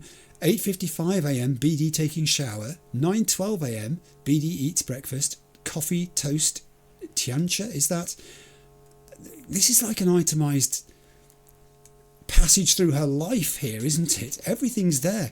9:23 a.m. BM on computer. 9:54 a.m. BM with personal trainer. 11:03 a.m. BM watching TV with PF. That's got to be one of the girls, hasn't it? 12:04 p.m. BM leaves house. 12:49 p.m. BM in store. 1:14 p.m. BM eating lunch with PF and RM. Here we go again. And then we've got 2:02 p.m. BM in bathroom. 3:14 p.m. BM talking with head of security. 3:22 p.m. BM calling someone. 4:01 p.m. BM goes back home, pulls down curtains. 8:12 p.m. BM leaves house. This is a stalker who's documenting her every move. Do you want to talk to me about this? I guess you might. How'd you know it was her? She was acting weird. Turned out she was also packing iron and pictures of you. With your eyes cut out. Really? I didn't see solid those. Evidence, wouldn't you say? Oh my God, V! Thank you so much. You're very welcome. Don't mention it. It's what I was paid to do. Girl like that. Who'd have thought? What do we do now? I was going to say we hand her over to the police is what we do now, surely. It was said kill the stalker optional. I've just noticed on the side there. I can kill the stalker? No. I think we leave it to the badges. I presume I can just go back there and shoot to do away with her. But I think she needs help more than anything. So let's not do that. We're going to leave it for the NCPD. Wait till the badges get here. Yes. What about when they let her out? Or she escapes? Then you give me another call. Yes. Okay. You're right. Thank you for everything. I'll transfer your Eddie soon. Promise. Go get a stiff drink. Cool your nerves. Take care, Blue Moon. Yes. Okay. We did that one. Where were we? Are we just sort of resuming a conversation here? Now that that's over, you okay? Yes, she is. We've had that conversation. I knew you'd come through. You're amazing. Thank you. I mean, we did come through. I could carry her body somewhere, I suppose, if I wanted to. Will you look at what the quest has just defaulted to? It's a while since we've seen that one. Meet Hanako at Embers. Okay, well this gig is complete. I am going to stop there. I'll save the game. I'll be back with you in a moment. I have no idea how long that episode's going to be when I edit it. Time stood still for me at various points there. I set out with 3 things I wanted to do, and the intention of all 3 of them really was to prove that V could be a force for good, a positive thing in Night City and in Dogtown for that matter, where, you know, things are tough and it's difficult to stick to principles, even if you've got them. They are always under pressure, they're always under stress from events, and you're having to make choices very quickly and not have chance to think about the context or consequences of them necessarily all the time. The first was the journey back to my house. That was fairly straightforward in terms of objective. I knew where I was going, but encountering things on the way, 2 red supply drops. I was thrilled to even get 1, but 2 was amazing. Both of them with Barghest troops, which was perfect because Barghest are the biggest gang here in Dogtown. So the more practice I can get at dealing with them in numbers and with some of their stronger troops present too, that's really useful. Got to try the new grenade out. Glad to find out that it doesn't do harm to NC residents or animals for that matter. I was very concerned about the cat when I threw that grenade, but you have to do these things. That's useful. And then the other 2 parts of the episode. The first, helping Stella. Stella is the person that I was doing this for. I know Mr. Hans is the person who engaged me on the gig, but once I'd met Stella, it became about Stella and seeing that she got her husband back, Bill. Charles, not so worried about. I don't think particularly Stella's very worried about Charles. I don't think Charles is welcome at their house, let's put it that way. The objective was to get them out of there alive. Stella did say don't go in there all guns blazing. What could I do? My V, his personality, his way of approaching situations is that he will stealth to a degree, but he will also, if necessary, resort to using his weapons. And I did. You could say those 2 guys on the outside of the building right at the very start were not necessary to dispense with, but I didn't know that. And I wasn't going to risk coming out of there only to forget that there were these 2 guys there and have them suddenly attack me. That was not a possibility.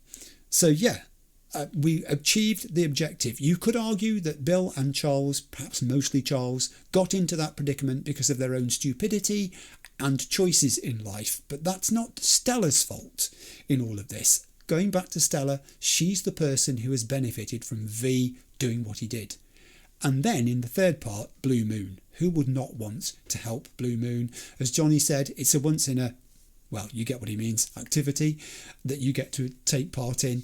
She was in trouble. The girls in the band knew she was in trouble. She did the right thing. She called V.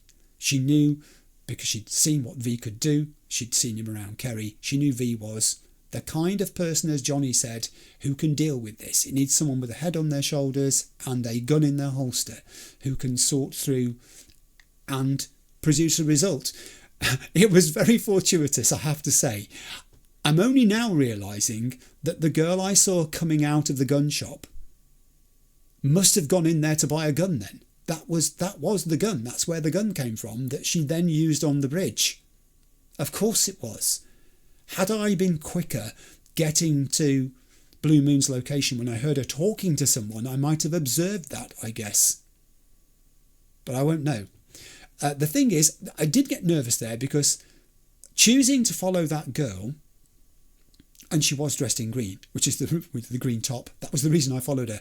She'd identified as Green Cloud from when I was up on the balcony, but I didn't get a really good look at her at that point. And choosing to follow her but not talk to her was the most nervy thing that I did in the entire episode. All the time I was aware that Blue Moon seemed to be getting further and further away from me on the minimap, and I was thinking if something happens to her while she's like 75, 100 yards away from me while I'm following this girl who I've not even spoken to, it could be that she isn't the person after all, and that she is a bit like Photo Guy, a red herring, something of a person who's interested in Blue Moon, but not the person that I'm after. Plus Blue Moon had said it was a guy, not a girl. So that was another thing that threw us off the scent a little bit there. As it happened, when they were facing each other on the bridge, I chose not to kill the stalker. And that was a split-second decision because, let's face it, I'd done a lot of lethal kills elsewhere in the episode. But when I got to the bit on the bridge, I think the reason I didn't was because they were facing each other. Blue Moon could see what was happening right in front of her. And it just didn't seem right in that fraction of a second to dispense with the stalker that way. And then when I said to her, we'll let the badges deal with it, I picked up on a little bit of reticence on Blue Moon's part. She was concerned that if the badges didn't deal with it thoroughly, this person might be released and be free to stalk her again, and what would she do then? And V reassured her by saying, will you ring me again? But I do get what she was driving at there. The game presented me with an option to dispense with the stalker once and for all, and the fact that I didn't do that was picked up on by Blue Moon. It's really intriguing. My iPad is going to be busy after this episode, and obviously we'll talk about some of these issues, I'm sure, in the comments and feedback that you guys always leave me after an episode. The thing is, next episode, I'm planning a return, as I said, to the main quest line. We're going back to Reed, V, Myers, Songbird, that whole thing. There may be opportunities to do other stuff as well. I'm not saying the entire episode is going to be focused on that, but I'm certainly planning a return to it. So, for the moment, thank you for watching episode 53. I hope you enjoyed the shenanigans we got up to, and I'll see you for the next episode soon. Bye.